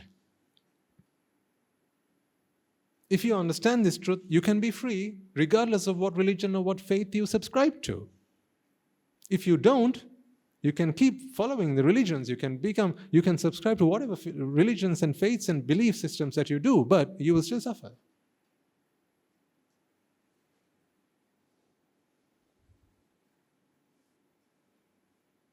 You will still suffer.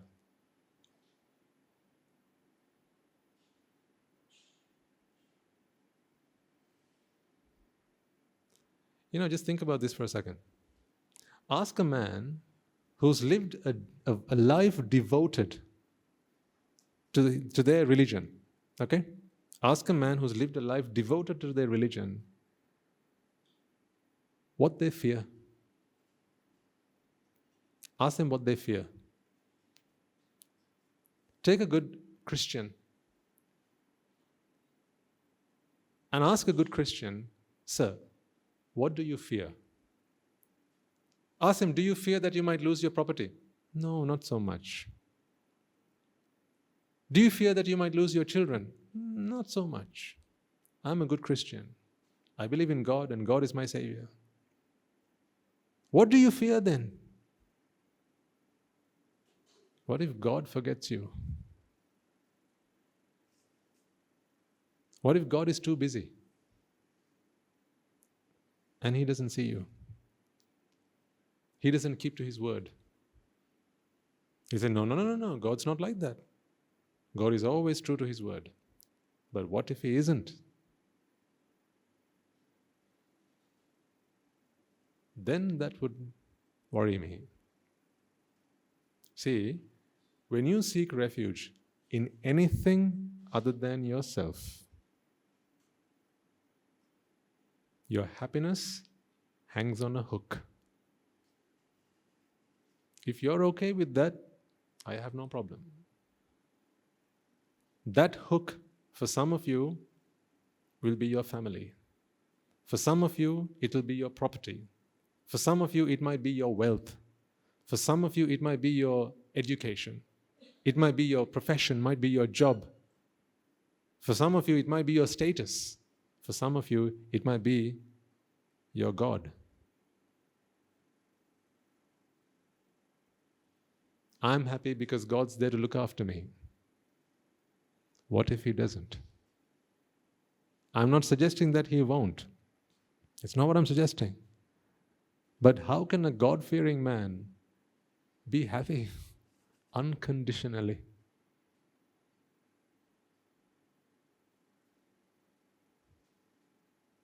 Because what if God has a day off? See, at this rate, God can never take a day off. Because He's got to look after you, He's got to look after you, He's got to look after you, He's got to look after you, He's got to look after you, He's got to look after every one of you. God never gets a day off. I can teach you a way to let God take a day off. I think He'd like me for that.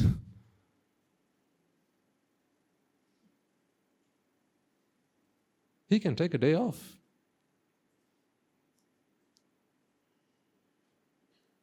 I believe in God just as much as you do, but my God is a different God. My definition of God is give and you shall get. Deny and you will be denied. Give or deny. G-O-D. That's God.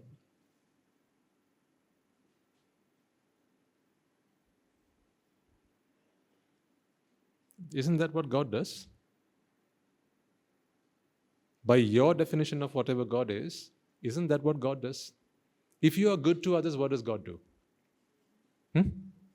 He's good to you, right? If you are evil to others, what does God do? He punishes you. Is that unfair? No. That's just. If you give good to others, you will get good back. If you give bad to others, in other words, if you deny goodness to others, you shall be denied goodness.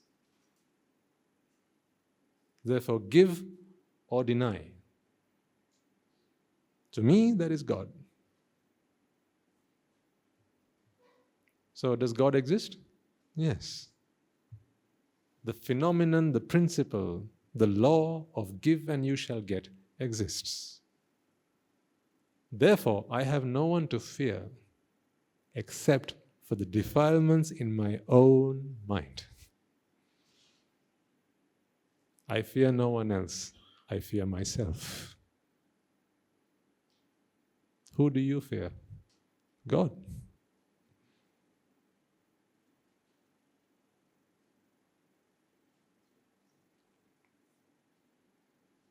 I fear myself.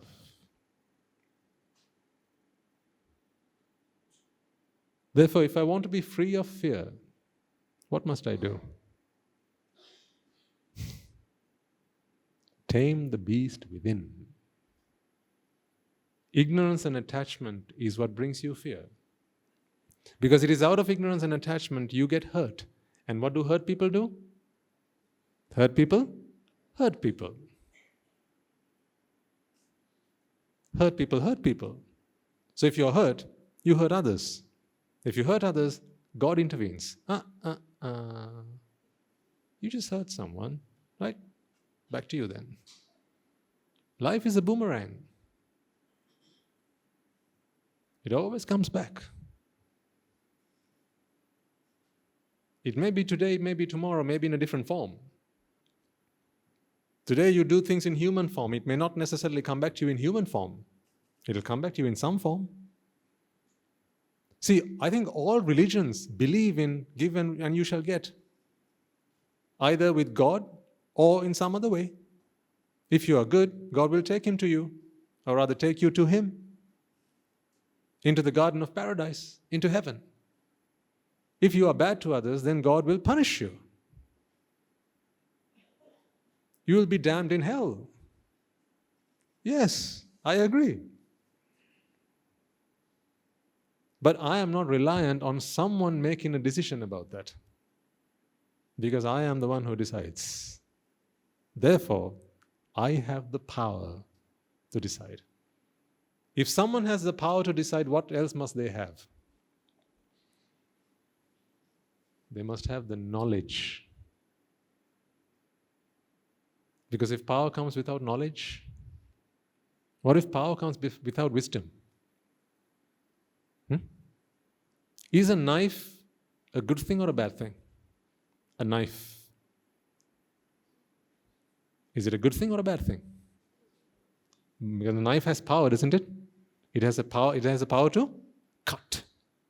Not just cut. It has the power to cut.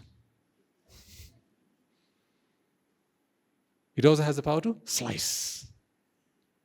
Slice. It also has the power to shave.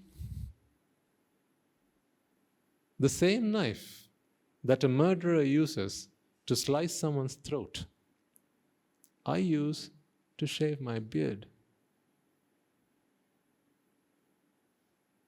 The same knife that can be used to stab someone in the stomach can be used to slice bread to feed their stomach. The knife gives you power, but knowledge is not in the knife. It's in the hand that uses it.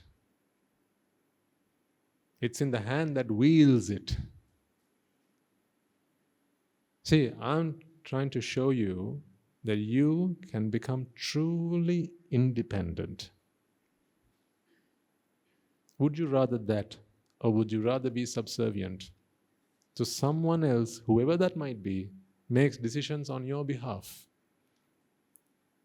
And then to them you must please them. To them you must be subservient. To them you must offer yourself. To them you must offer sacrifices and so on.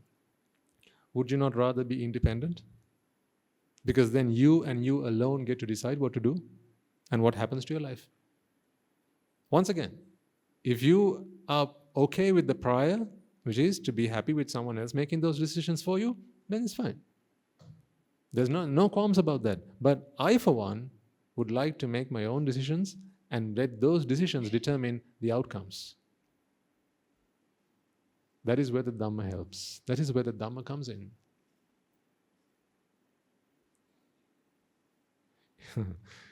The truth is, God is the truth. When you learn the truth,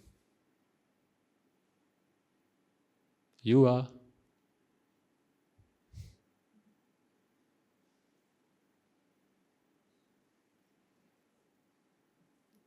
Yesterday we talked about Lord Shiva. Yesterday's Saturday sermon. He is the creator and he is the destroyer. Isn't he? In Hinduism, Lord Shiva, he is the creator and he is the destroyer. He has 3 eyes. With his 2 eyes, he creates the world. With his 3rd eye, he destroys the world.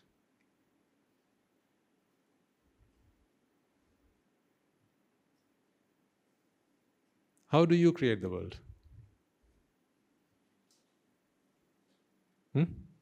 When you open your 2 eyes. See, when you open your eyes, sight comes into contact with the mind. Ignorance and attachment can also be referred to as the 2 eyes. Or the physical eyes, if you want to look at it that way. Sight comes in through these eyes and comes into contact with the mind. And it creates your world. The world that you live in is the world that you create in your minds, ladies and gentlemen. Give me a few more weeks and I'll further prove this point to you.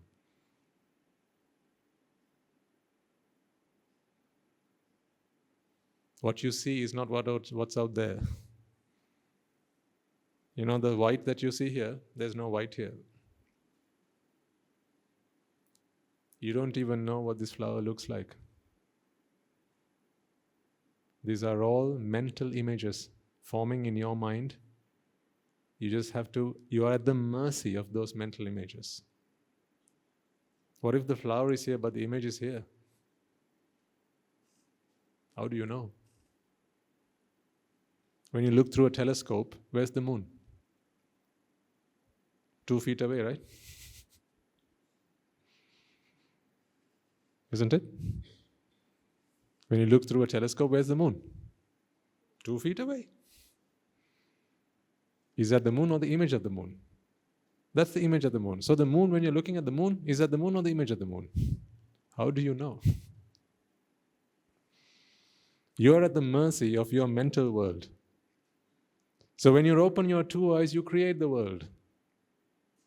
But when you open your 3rd eye, that is the eye of wisdom, then your world is destroyed.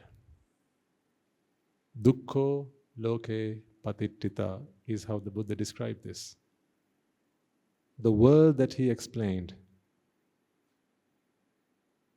is levered on suffering. It hangs on suffering.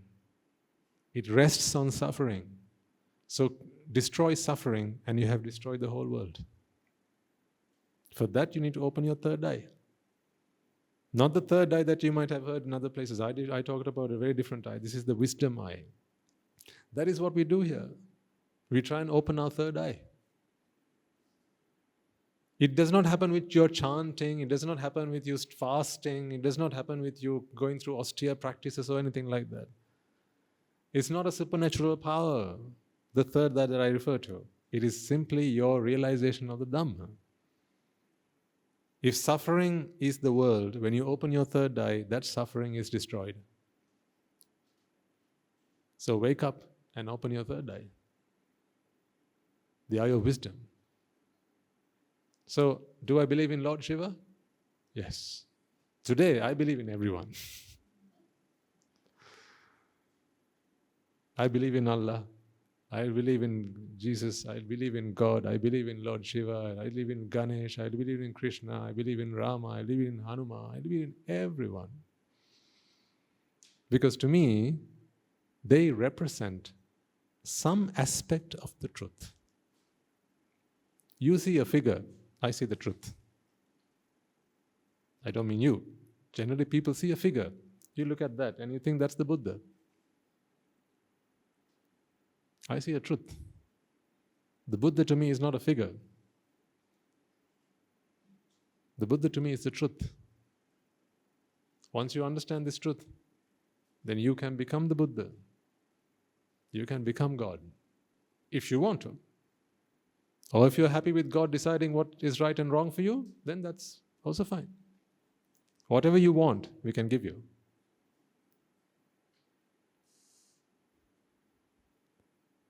Have you agreed with me on this point here?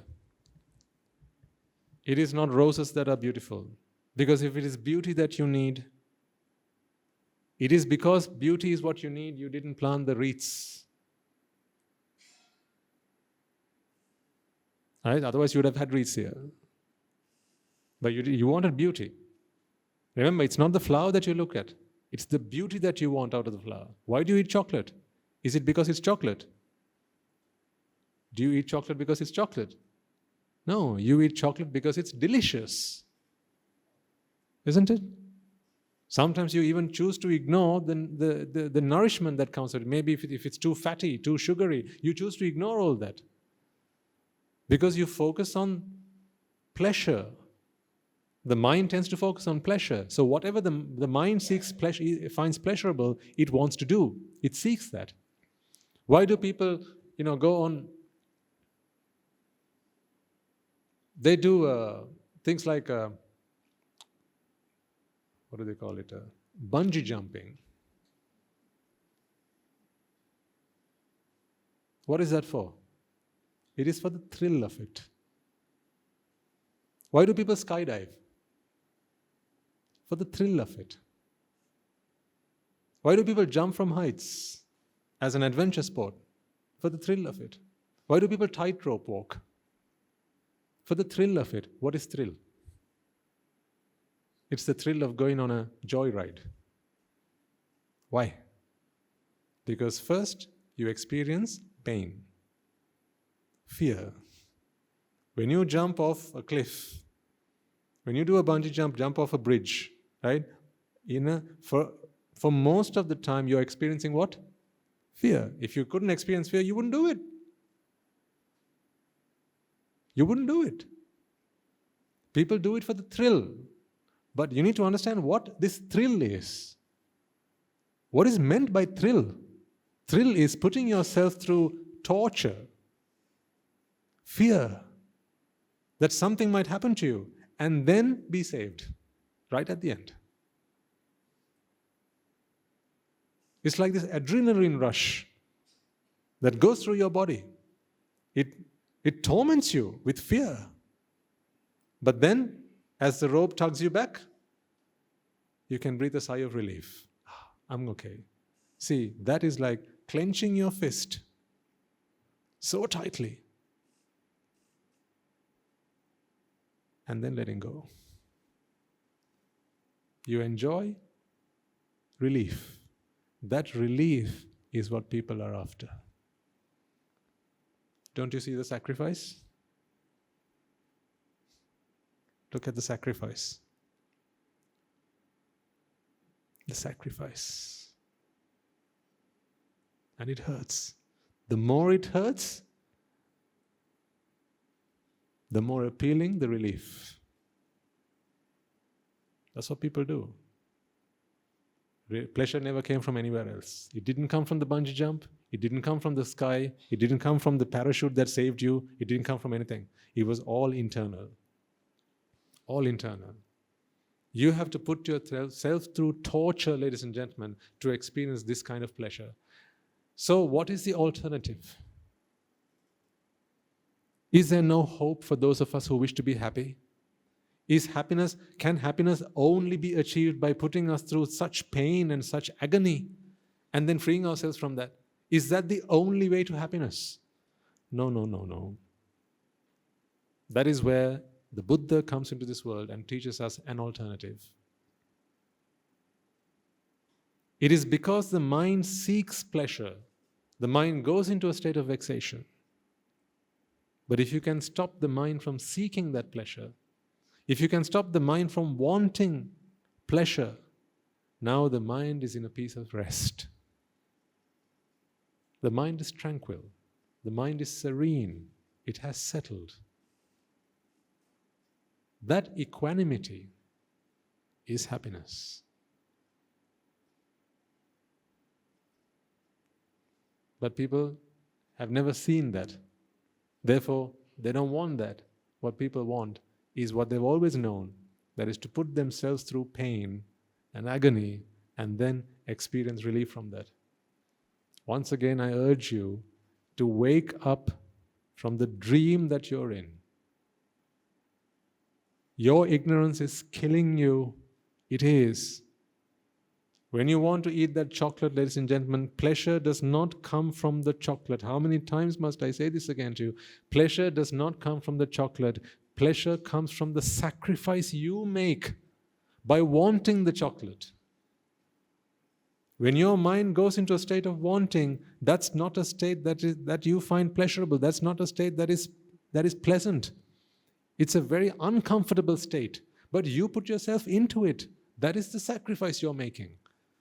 And then when presented with chocolate, you are now relieved from that waiting, from that wanting, from that urge, from that longing. It's not the chocolate that brought you that pleasure. Just like that moth.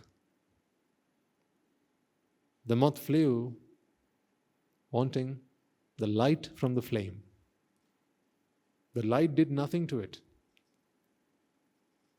They're just creatures of habit. They just fly to the light. They don't know that this light is going to burn them, do they? They don't. But then it falls into the oil, and once the oil gets on its wings, there's no hope of flying again.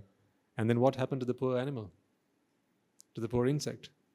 It became the fuel that burned the flame that it found attractive in the first place. Do you want that happening with your lives?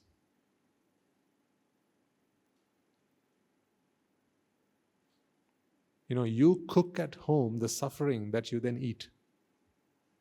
You have to cook it. You are the chef. You cook your own suffering. Only because you believe that soup tastes good. It doesn't. Come out of your ignorance. Once you come out of ignorance, ladies and gentlemen, that's all you need to do. Just see the truth. Come out of ignorance. If you're attached to your children, if you're attached to your spouses, you know that neither your children nor your spouse, today hopefully you know, they don't bring you happiness. Happiness is born within you. If your spouse can bring you happiness, then he or she should bring happiness to every other man or woman. It doesn't. Fortunately, it doesn't. Don't you think so? Aren't you glad that not everyone finds your wife as good looking as you do? Aren't you glad? Because what if everyone did? You think you'd be able to keep her at home for yourself? Do you remember, those days, in the times of the great kings, right, when very strikingly good-looking babies were born, they went to become girls, young, pretty girls, right? And after they'd come of age, if they were strikingly good-looking, people used to fight over them. And then the king back then decided that she would go on to become the prostitute. She had to become a prostitute so that everyone could experience the joy of being with her, so that people wouldn't fight with each other. Because otherwise, the king is always busy in his court trying to sort out these fights and arguments and quarrels over people trying to fight over the same woman. So the best thing to do, as the king thought, was decree that she would go on to become a prostitute. And then from there on, anyone who had the money to pay for her services would go and use it. See, so aren't you glad that not everyone finds your wife as good looking as you do? Aren't you glad that not every girl finds your boyfriend as handsome as you do? What if they did? Then they'd all want it, him or her. And then what would life be like? Impossible. So if not everyone finds your girlfriend as good looking as you do, is she good looking? Is she pretty? Is she beautiful? Then it's not objective, is it? It's subjective. If it's subjective, it's not in the object. It's in the subject. Who's the subject? You are the subject. Meaning, beauty is not out there. Beauty is all within you. But when you don't realize this truth, you think beauty comes from the outside world object. Therefore, here's what you do next. You make it your life's effort, your life's purpose to somehow try and acquire that object. Once you have acquired that object, now you have to keep it safe. You have to look after it. You have to tend to it. You have to protect it. You become the security guard of that object because you have to keep it secure.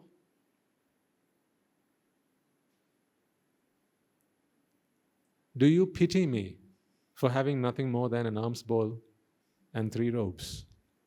Come on.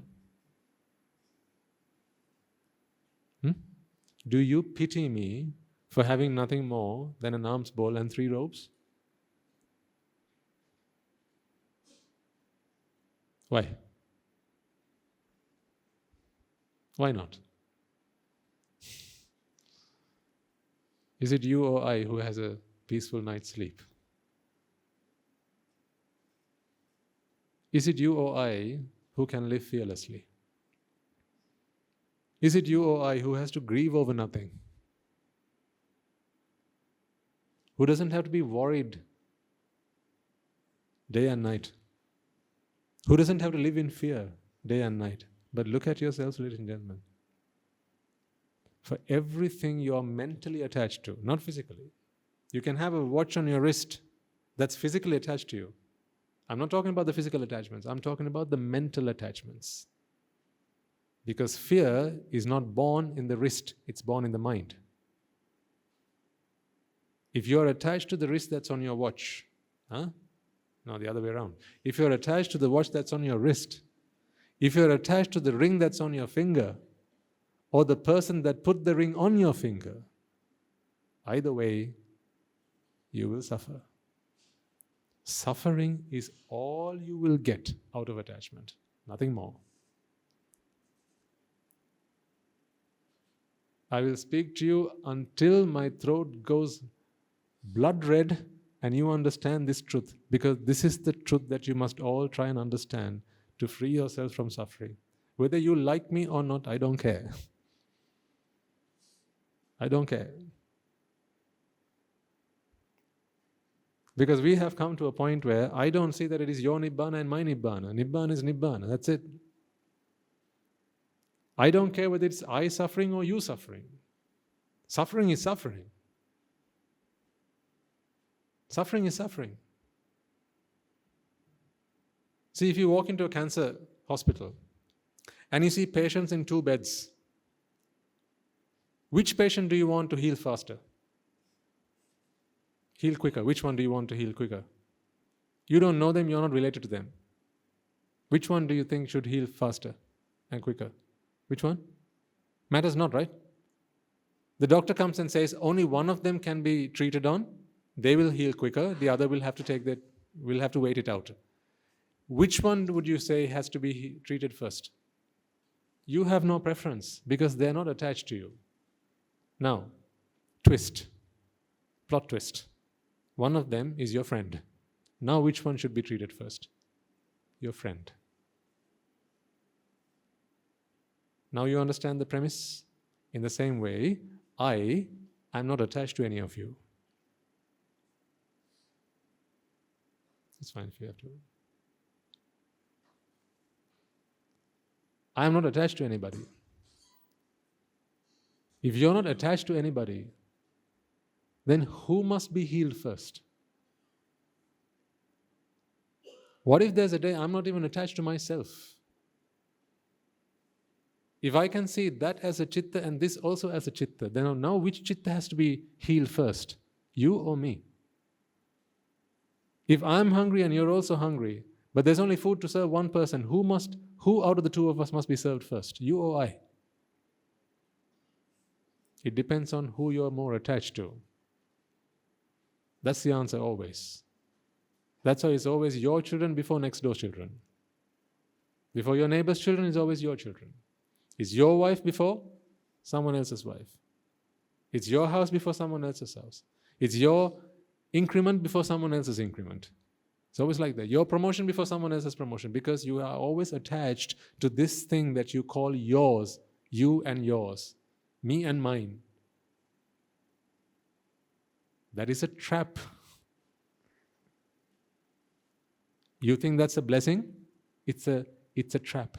It's a curse. Because the moment you create this world for yourselves, ladies and gentlemen, all that happens is now you have to be the guardian of this galaxy.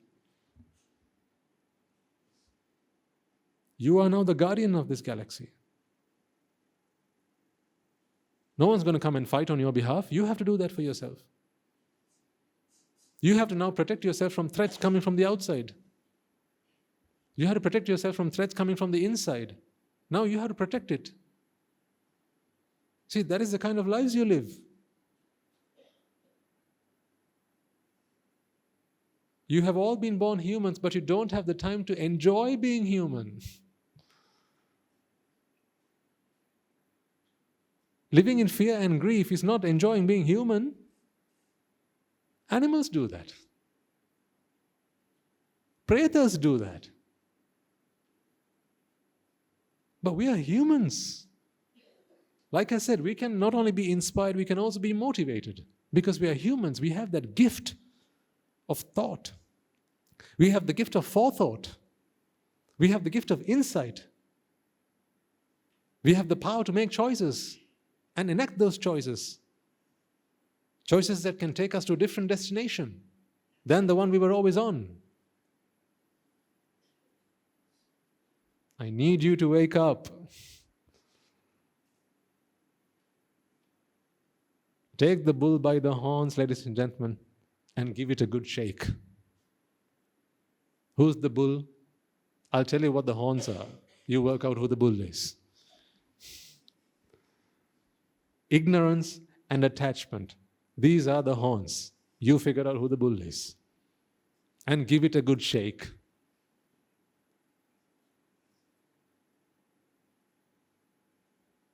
Give it a good shake. And take those horns off.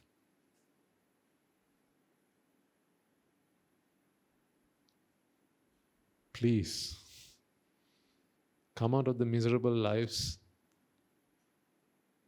that you put yourselves into. Because we have the gift of dhamma still in bold. It's not going to be there forever.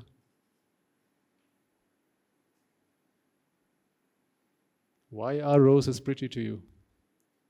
See, until you believe that roses have beauty, you will keep on planting your roses in your rose bed, and then you will have to keep it safe.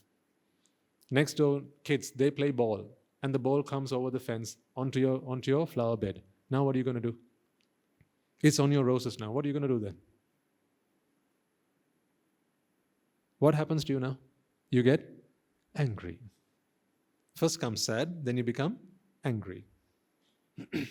Been there, done that, right? Yeah. I know. The ball falls on the rose bed, now you're angry. Then you go over and you give them a piece of your mind. And every time you're angry,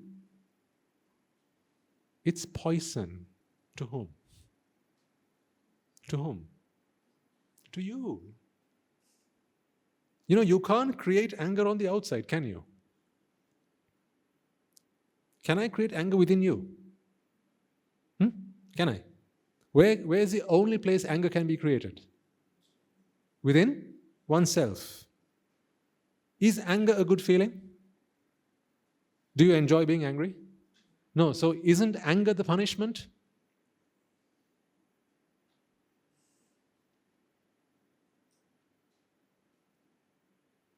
You're not punished for your anger, you're punished by your anger.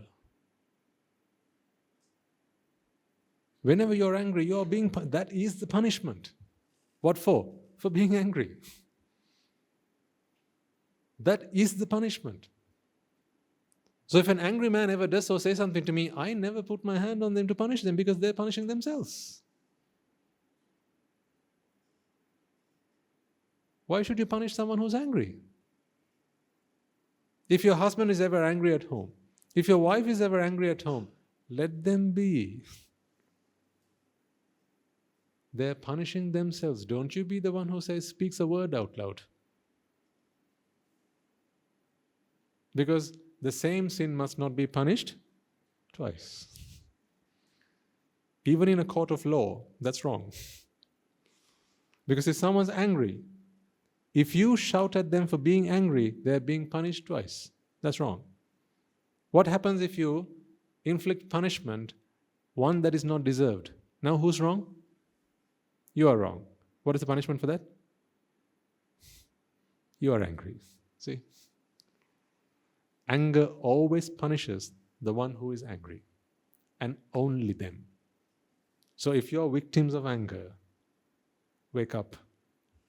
Wake up to these realities, wake up to these truths. Some people live their lives thinking that being angry is being so macho.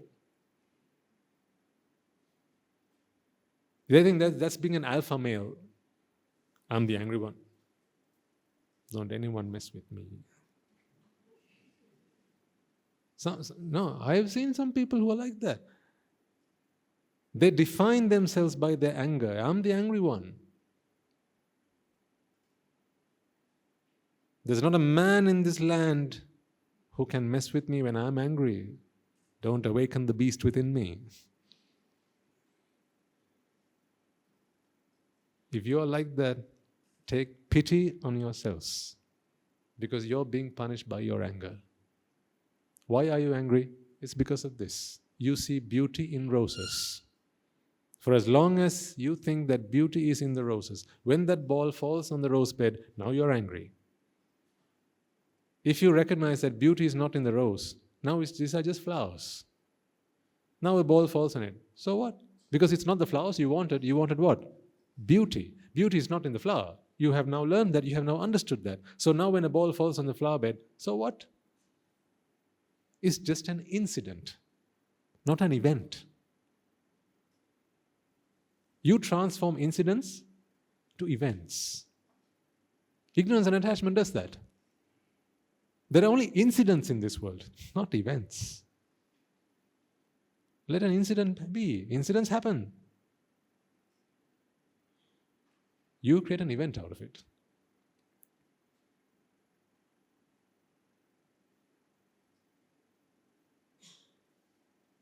I want to leave you with this for today. Is there beauty out there in this world? Is there pleasure in a piece of chocolate? Is there beauty in a sound? Is there pleasure in taste? Or in a smell? No. But the mind, ignorant to this fact, to this truth, presumes that there is all this in the outside world, in sights and sounds and smells and tastes, and even in touch. There is a mental element of touch as well. But take sight, sound, smell, taste for the time being. We'll talk about touch in more detail later. But pleasure is always pleasure in the mind. If you don't accept this truth, ladies and gentlemen, you are like the moth that flies towards the light that is pleasure and then has to sacrifice to become the oil that burns the wick that gives off the light. You will have to sacrifice with your life. Each chitta that arises and passes away, right now, because you are nothing more than that. You are not the chitta that arose before this. You are not the chitta that will arise after this. You are just the chitta that is available, that has arisen in this moment. Agreed?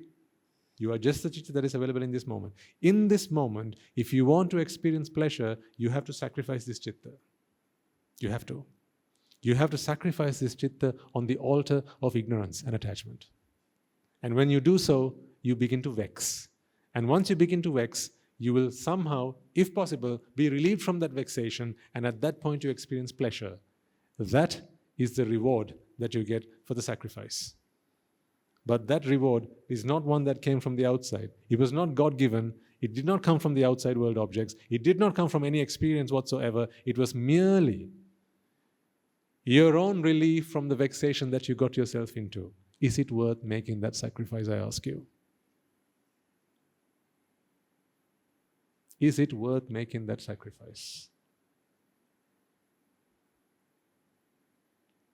Don't excuse yourselves because you are lay. It makes no difference. Whether you're lay or you're clergy, you will suffer because of ignorance and attachment. Lay or clergy is merely a lifestyle choice. It's only in the way we dress. It's in the way we eat. It's in the way we live. It's in the way we do things. That's all. But minds are minds are minds are minds. There are no lay minds and clergy minds. Your minds will suffer just as mine if your mind is written with ignorance and attachment. Mine will suffer just as much as yours if it's written with ignorance and attachment. The only hope any of us have is to free our minds from ignorance. For that, you have to have the light of wisdom. And wisdom is dhamma. I don't have the words to describe what I'm feeling right now. If I could, I would punch it into you.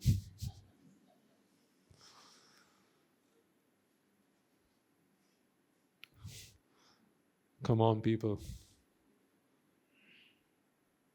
We are in the Buddha's era. I have no words to describe to you the compassion with which the Buddha must have proclaimed the Dhamma. As I sit on this Dharmasana, I can feel it. It's running through my blood right now. I can feel it. But I only have the mechanism of the devices of words to get this across to you. Oh, how I wish I could implant this Dhamma into your minds. Oh, how I wish. How I wish I could just touch you on your head and the Dhamma would simply transfer from me to you. Unfortunately, it doesn't happen. It's only words that can do this. And words fail me every single time. Every single day I get back into that car and on the way back home meaning to the monastery, I always think, no. I could have said that a little bit differently. Maybe they were not the right words. Did I actually convey the gravity of it?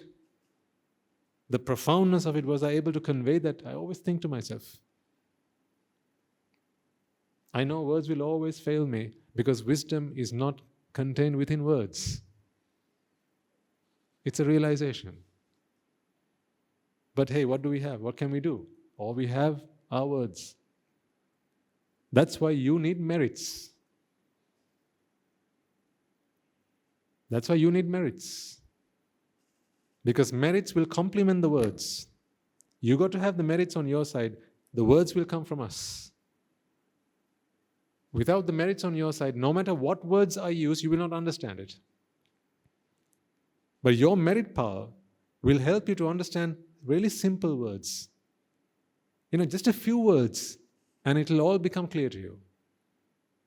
Think about the great elder Sariputta Thera. No, he was merits walking on two legs, right? The Buddha just had to utter short phrases. Just the gist of it, and he got it all. See, that is what merits can do. So do as much merits as you possibly can. Start at home. Charity starts at home always. That's why I always tell you, look after your parents. Do the most you can for them while they're still alive. Do for your teachers. Do for your siblings. Be grateful for all that they have done for you. Right? Today, maybe there's a bit of a misunderstanding in the family. But don't let that spoil all the goodness that they have done for each other. Be the better one, always. And look beyond the mere misunderstandings. Reunite the family wherever you can. So that people can live happily as a family. And then once you have that peace and harmony in the family, now that's a perfect breeding ground for the Dhamma. Then you can start to plant the seeds of Dhamma. Maybe your sister and you don't see eye to eye today. But if you can cross that bridge, Rekindle that old relationship with her. Perhaps she will join you on Sunday mornings again.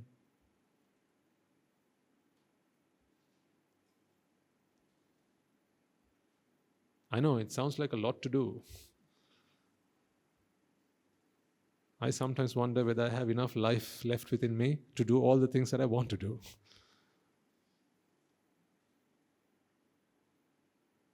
Sometimes there's just so many things going through my head, I don't know which one to do first.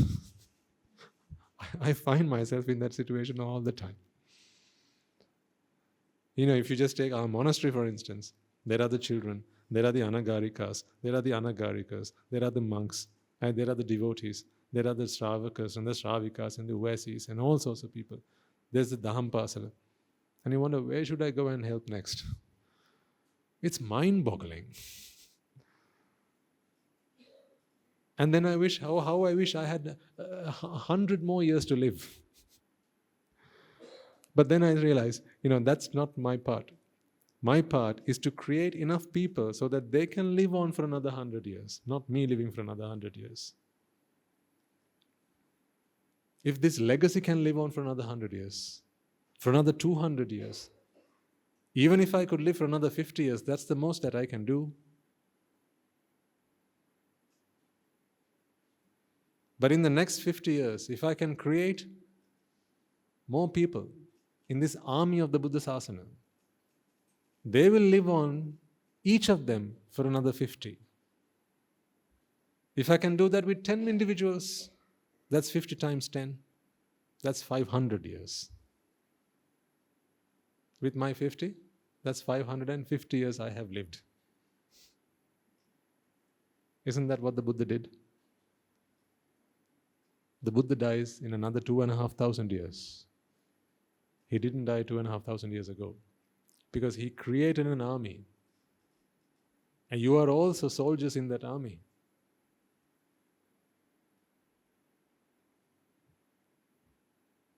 I need you to understand this, folks. Don't take this responsibility lightly. You have come across the Buddha's teaching and it's not a light responsibility. First of all, do what you have to do for yourselves. Your responsibilities, your duties, to your family, to your friends, to all that, to the country, to your workplace, do all that. That must happen. That is number one. Secondly, do what you have to do for your salvation. That can happen alongside number one. It is not that only happens on a Sunday morning, the rest happens every other day of the week. It's not. Because this is an attitude that you have. Your attitude is only visible to you. No one else knows with what attitude you do things, right? That attitude can be with you always and all the time. Contemplate on the Dhamma all the time. When you go back home, and if there's a flower bed at home, water it. You don't have to pluck it all and throw it away today. After heading back home, Swaminatha said, no point in flowers. No, I didn't say that. I didn't say that. Maybe you're a florist. Maybe that is your job, your profession. Next time the next customer walks in through the door and asks, will you have some lovely flowers, Miri? No, none of these flowers are lovely. Don't say that. From the bottom of your heart, serve them. They have come looking for happiness. Give it to them. Give it to them. If they like you, they'll come back again. If you make them happy, they'll come back again. It's not the flower, it's how you make them feel. They'll come back again. What you say, people forget. But how you make them feel, they remember for the rest of their lives. Then they'll come back a third time. They'll come back a fourth time. Then you'll start to have a conversation. Chit-chat. Then you might just say what you do on a Sunday morning.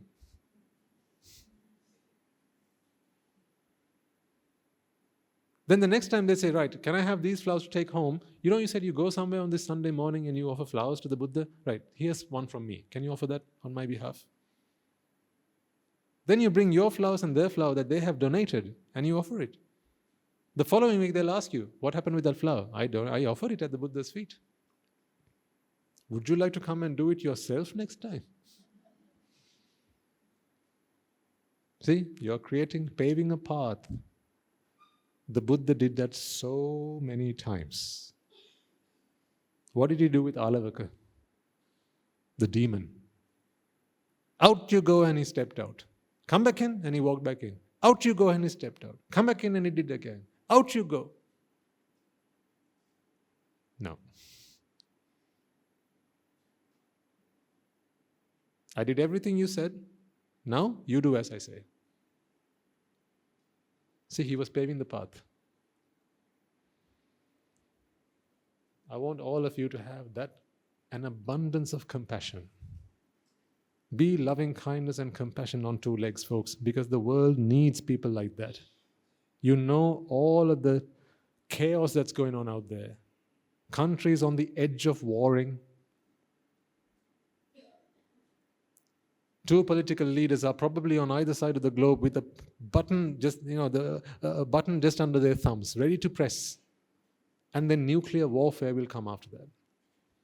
People live in such fear.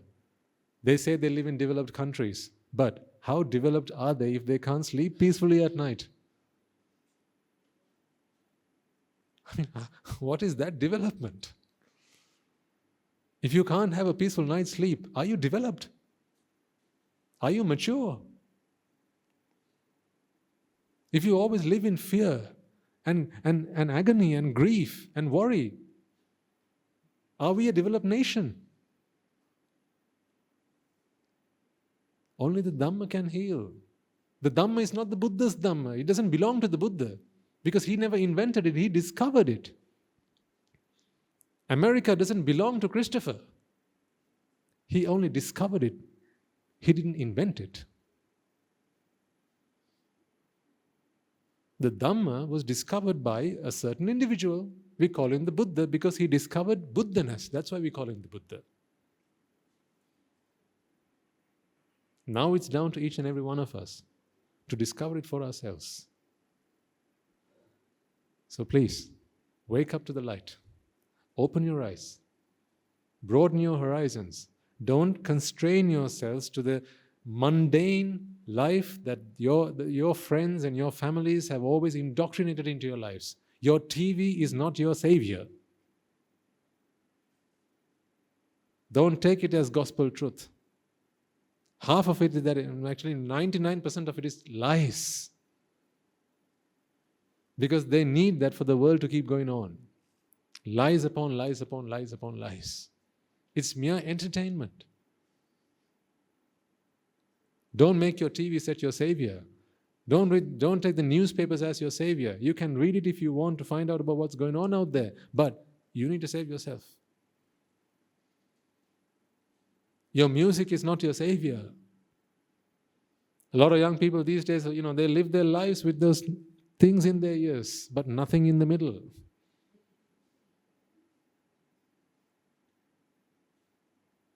Don't you feel for them? Don't you?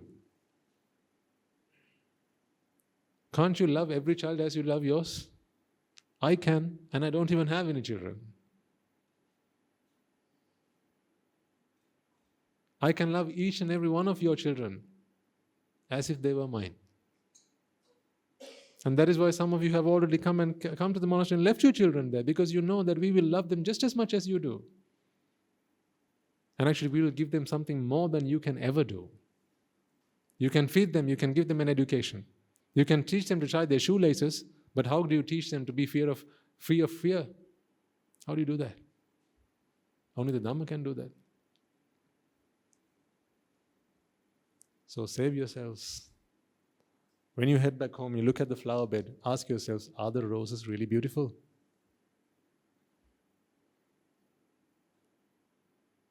As you walk down the street and you see a beautiful person approaching you, your eyes might take a trip that way. It's okay. Allow them if you must, but then still ask yourself the question, am I looking at beauty, or is this merely a sacrifice? Is it worth it? Some of you may like to please your eyes. Maybe that's what you do all the time. Maybe you still have habits that you're trying to break. Maybe still you have to clear your browsing history before you get off your computer. And you're 45. Time doesn't heal. The Dhamma heals. When are you going to stop putting yourself on incognito mode? When are you going to stop your private browsing sessions? When? Why do you put yourself through this? You know it's a guilty pleasure. You know it's not real fun. You know it's not real happiness because there's a fire burning within. You know this. You know when your heart starts pounding and your conscience starts accusing. I'm a father of two. I'm a grown man. What would my father say if he saw me do this? Your conscience accuses you. The fire burns you from within. Desire is a fire. Natti rago samanaggi, the Buddha says. There is no fire like the fire of desire because it doesn't stop. When you're angry, there's only so much you can be angry, you fall unconscious. Because there's a safety mechanism that kicks in within you. There's only so much anger you can tolerate. After that, you fall unconscious. But what about desire? Is there a limit to desire? There is no limit to desire.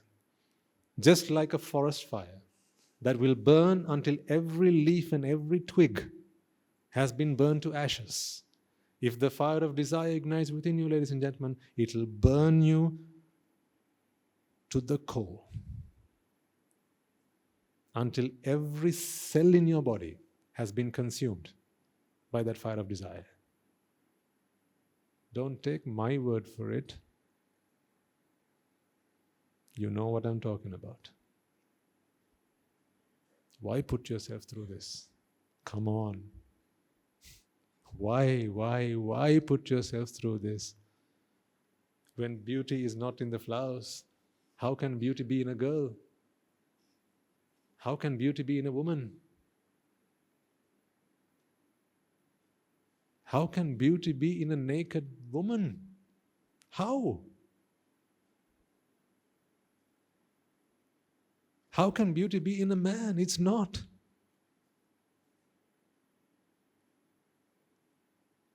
It's not pornography I have anything against. It's you suffering. Your children suffering. But vexations are so tormenting. When it strikes you, there is nothing you can do about it rather than succumb to it. But why? When you have the Dhamma, when you open your eyes and you realize the truth, you will be free like I am today.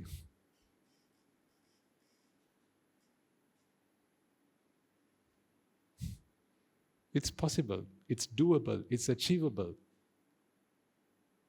Take my word for it. Try it. Do it. Free yourself from these guilty pleasures. Because there's an ultimate pleasure, an ultimate happiness that is untainted. You don't have to feel guilty about it. And you don't have to do anything to achieve it. It's always there with you. Always there. Even when you sleep, it's there with you. But right now, maybe the only happiness you have in life is when you sleep. When you wake up, that happiness is lost. The happiness that I'm talking about, it's there with you throughout, even when you sleep. Come on. Experience the Sambuddha Sasana. There's no point in just calling ourselves Buddhists. There's no point in just worshipping the Buddha, or worshipping the Dhamma, worshipping the Sangha, offering alms. You do your duties enough and more. Over the last 8 days, you've been coming to the monastery in groups of 10, 20, 30s, hundreds. You've been making your offerings. You've been depositing your copper leaves in the pagoda, making your adhisthana. You've been doing all these things. But it's only the Dhamma that can heal you. Yesterday, we had the closing ceremony. And I was given a casket with a relic in it to take with me to make the final deposits into the relic chamber. And all the devotees there were there, including some of you as well. We could see the obeisance that you had with you, the respect and the devotion. And this is what I was thinking to myself. If there's so much respect for a mere fragment of an arahant's remains, if there's so much people who are on their knees,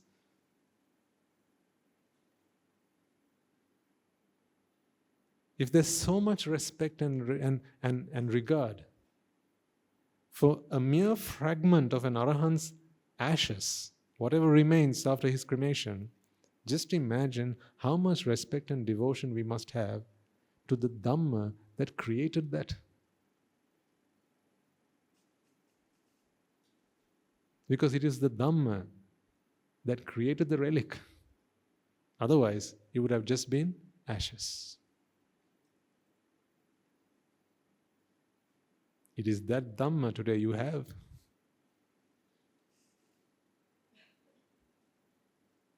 How fortunate do you think you are?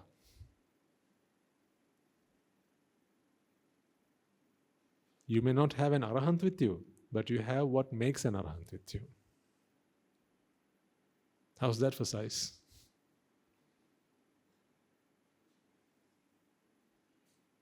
So do what you have to do, folks. Let the Dhamma heal you. Take the Dhamma and contemplate whenever you can. It's one thing to listen to the sermon and go back home and come back the next Sunday. Very little will happen for you if you do just that. That's why I ask you, reflect. On your way back home, contemplate. At home, contemplate. When you see the next pretty girl on the street, contemplate. Ask yourself the question, is it she that is beautiful, or is it I that's making a sacrifice on the altar of ignorance and attachment? Is it worth it? You're paying a heavy price. A hefty price you're paying for a mere fleeting moment of pleasure that never even came from the object that you set your eyes on.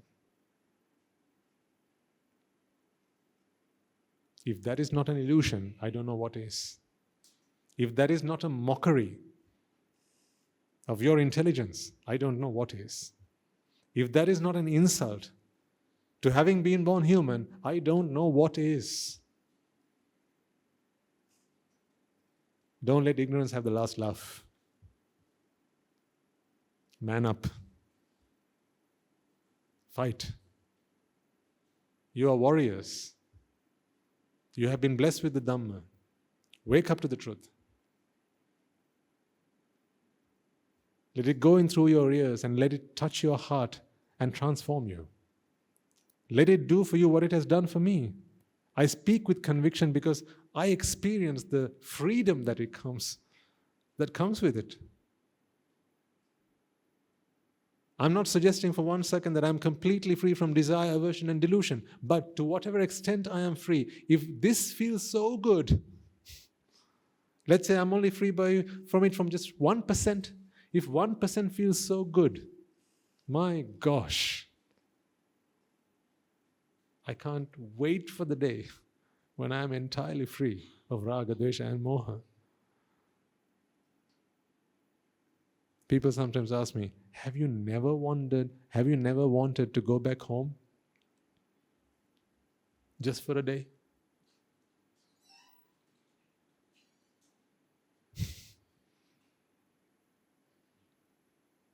Not even in my dreams. I'm not a monk because I want to be a monk. I'm here because here's where the Dhamma is. I have such devotion to the Dhamma. I have such regard for the Dhamma. It's one thing to have devotion and regard for the relics of the Rahatan Vahanses, even the Sarvagnidatun Vahanses. But what about the Dhamma that created the Buddha? What about the Dhamma that created the Rahatan Vahanse? If you have that with you, can't you become one of them? If you didn't have it with you, all you can do is bring your hands together and say sadhu sadhu. But now you have the Dhamma, meaning you can become a Rahatan Vanshe. Why don't you want to leave relics when you are gone? Don't you want to do that? So that others can also think just in the same way that we are doing today. What? Not just worship when they see relics, but also think to themselves, how great must the Dhamma be to create a relic that people world over worship, venerate, and revere. Let the Dhamma heal you, ladies and gentlemen. Let it heal you. Take it with all your heart. So when you head back home, as you see beauty, contemplate. As you eat your food tonight, as you have your dinner, contemplate. You will taste food, but you'll also taste deliciousness. Ask yourself, is it in the food? Or is it not merely a sacrifice that I'm making on the altar of ignorance and attachment? And ask yourself, is it worth it? So if you forgot to do this 2 weeks ago, today on your way back home, get into that car and ask yourself, is it worth it? You need a car to get from place to place, but you don't need my car. Because you didn't buy just what the salesman sold you. Yeah? The salesman sold you a car. You bought my car. They never sold you my. You created that in your own mind.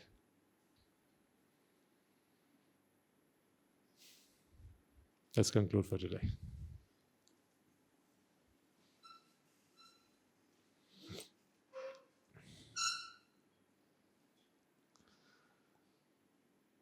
Let us all take a moment to transfer the merits that we have all acquired today by making offerings to the infinite virtues of the Noble Triple Gem, inviting the Swamin Wahanse to deliver the sermon, listening to the sermon, contemplating on the Dhamma, reflecting upon the Dhamma, inviting others to join us and take part in this meritorious deed, as well as listen to the Dhamma and engage on their path to salvation.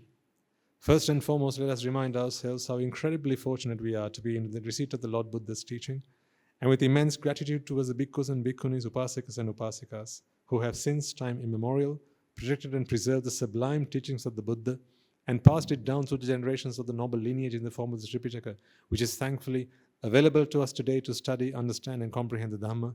Let us transfer these merits to all of them. Let us also transfer these merits to all members of the Mahasangha present throughout the world, including the chief prelates of all of the chapters who've dedicated their lives to the noble path and have committed themselves towards the betterment of all sentient beings. Let us also transfer these merits to all monks and nuns resident in your local temples and nunneries who always been by your side through thick and thin, come rain or shine. Let us transfer these merits to Guru Swamin Wahanse as well as all the other monks resident at the monastery and the Anagarika and Anagarika communities attached to the monastery. Let us also take a moment to transfer these merits to all who make great efforts to disseminate the teachings of the Buddha, be that by transliterating these talks, sharing them out with others, or inviting others to join them. May they all rejoice in these merits. Let us also transfer these merits to friends of the monastery, our devotees who, for the sake of merits to help them attain the supreme bliss of Nibbana, continue to sustain the Mahasangha, including those of you who provide the Mahasangha with shelter, alms, robes, and medicines, as well as those who pass on their know-how and extend their well wishes. May they all rejoice in these merits. By the power of these merits, may they be healed of any physical and mental ailments and overcome any obstacles to their spiritual progress.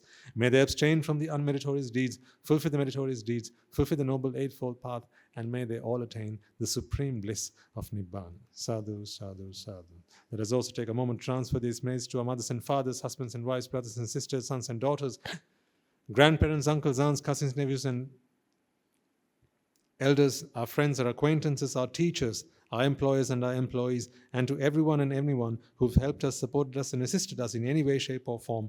May they all rejoice in these merits, and by the power of these merits, may they all be healed of any physical and mental ailments and overcome any obstacles to their spiritual progress. May they abstain from the unmeritorious deeds, fulfill the meritorious deeds, fulfill the noble eightfold path, and may they all attain the supreme bliss of Nibbana. Sadhu, sadhu, sadhu. Let us also take a moment to transfer these messages to the Devas and Brahmans, spirits and demons, primarily the Sakadeva, as well as all the numerous gods and deities who have committed themselves to fulfill and preserve the Sambuddha Sasana. Let us transfer these messages to our guardian deities who keep a watchful eye over us and keep us out of harm's way. May they prosper in divine power and wisdom. May they abstain from the unmeritorious deeds, fulfill the meritorious deeds, fulfill the noble eightfold path, and may they all attain the supreme bliss of Nibbana. Sadhu, sadhu, sadhu. Let us also transfer these messages to members of the armed forces as well as the police force who sacrifice their lives to protect the peace and harmony of our nation, as well as those who lost their lives in the wars, be they friend or foe.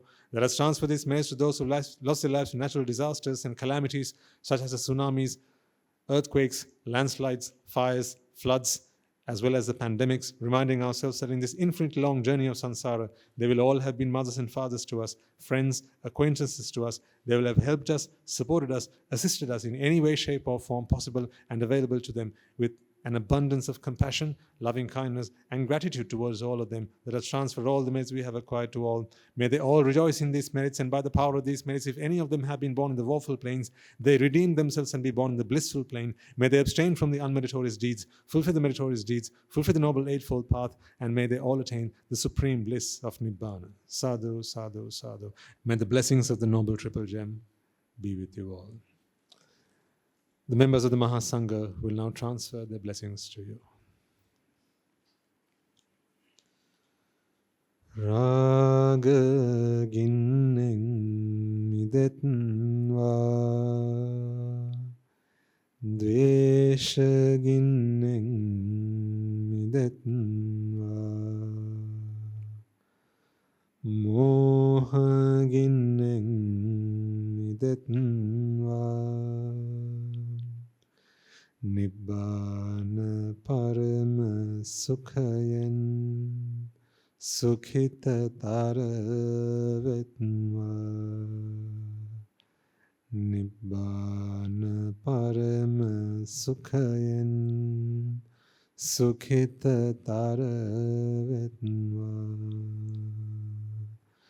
Mamada siyalu loka siyalu satvayo Nibbāna parama sukhayan sukhita taravetva. Nibbāna parama sukhayan sukhita taravetva. Nibbāna parama sukhayan sukhita taravetva.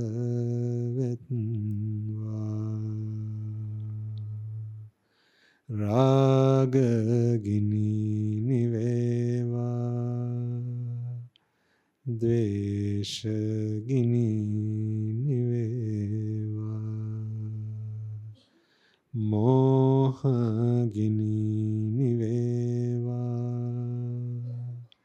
nivan sapa labeva, nivan sapa labeva, nivan sapa labeva. තුන්රුවන්ගේ සූසි අනන්ත මහා ගුණ බෙලෙන් සියලු ලෝක සියලු සත්වයෝම නිබ්බාන පරම සුඛයෙන් සුගතිතර වෙත්වා. සාදු සාදු සාදු.